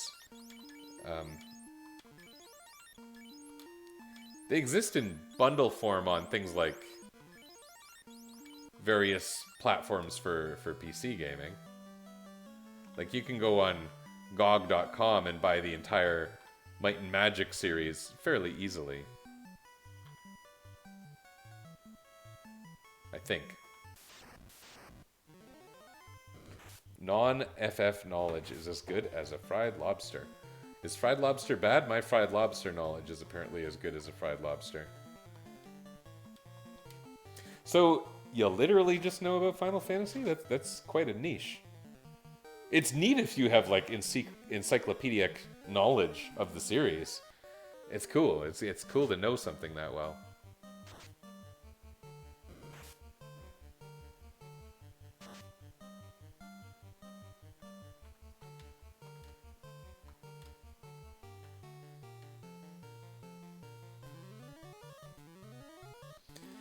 I definitely spent the most time with Final Fantasy as a kid. Probably the first game I clocked hundreds of hours on. There's probably some that happened that I wasn't very aware of because it was before games had clocks. But I think I got close on Secret of Mana, but the first one where I really remember noticing it was Final Fantasy Tactics. And like the clock went over 99 hours, and I didn't feel like I was nearly done with it yet.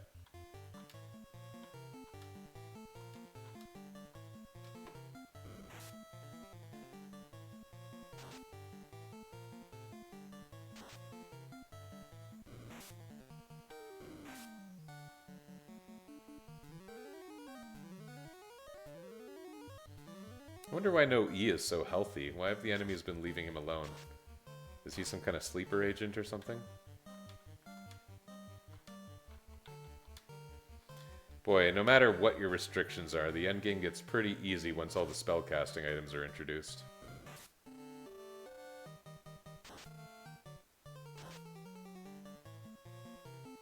This is no longer a challenging playthrough at all. It's novelty, it's variant.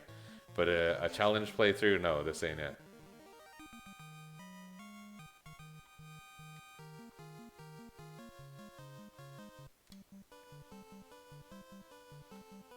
Now I could take a detour and buy a cat claw.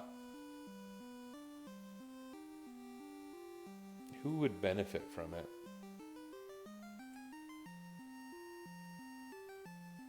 No O is going to get a light axe anytime, otherwise they would. Really, it would be no E who can benefit from a cat claw. I don't know, I think I'm just going to skip that.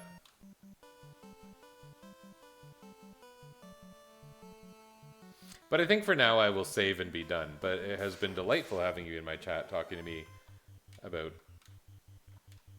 the Final Fantasy series and our shared interest in it. I had a friend that had the most expensive Excalibur 2 from Final Fantasy 9. Cost him... Oh, I've heard a lot about that. So that's like literally expensive when you think of it, the power that the PS1 consumes. I've heard about the rollover. You know, it's interesting because you would, even with the rollover, you would literally have to time it so that after 2 years, you have to open the game in a 12-hour window. Like, what do? Set an alarm for 2 years? It's like a time capsule. That's incredible.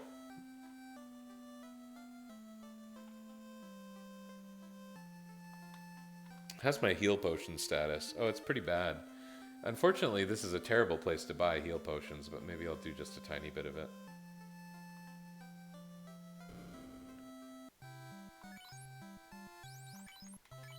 Well, yeah, it's kind of funny how many Final Fantasy games have some kind of rollover glitch. Off the top of my head, I'm not sure this game does. I don't think there's anything you can roll over in a way that is either positive or negative. I don't even think you can roll over your money. I think it just caps out. But my favorite rollover glitch, I mean, there's a few in Final Fantasy VII. But my favorite one is the Final Fantasy VI one, where, like, it's completely within the realm of possibility to get a couple of characters' magic stats so high that Ultima starts doing, like, double-digit damage.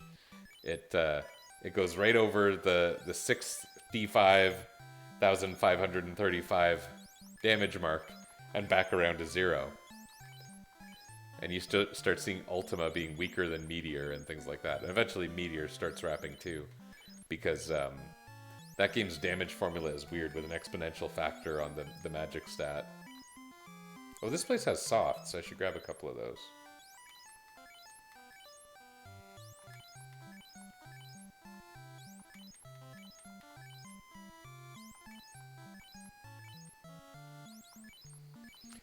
Yeah, the damage formulas sure are weird in these games. The way that levels started being incorporated as a factor so strongly in Final Fantasy VI and VII in particular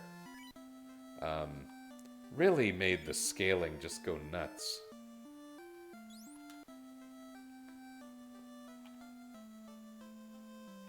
Yeah, Ultima and Final Fantasy II famously being such a terrible, hard-to-use spell. But yeah, you can watch Ultima being weaker than a fire spell if you max out someone's magic. What you have to do is get pretty close to a max stat, which you can do by playing a low-level game and then equipping high magic power espers like Zone Seek. And if you get your magic stat up above 120 and then equip a bunch of magic boosting gear, your magic stat goes so high and the spell power goes high and it exceeds 65,535 damage. And, you know, all that would ever be displayed or calculated would be 9,999.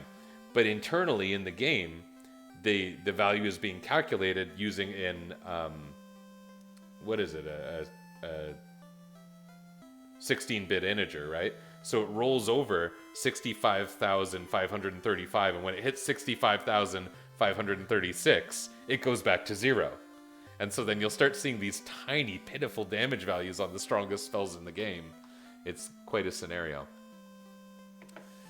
Yeah. It's not useful. It's just weird. I use it to, because I teach programming, I use it to explain concepts of the different integer subtypes that are used in a lot of C-like programming languages. Yeah. I think you can find that one on the Final Fantasy Wiki if you look into rollover glitches or something. And again, there's some really good ones on Final Fantasy VII too, like the one that lets you one-shot Emerald Weapon is caused by a rollover glitch. Okay, I am going to be done for tonight. I'm going to go to bed. But again, thanks for joining me, and I hope anyone who ends up watching this has some fun. Maybe learn something along with you. Thanks for being here.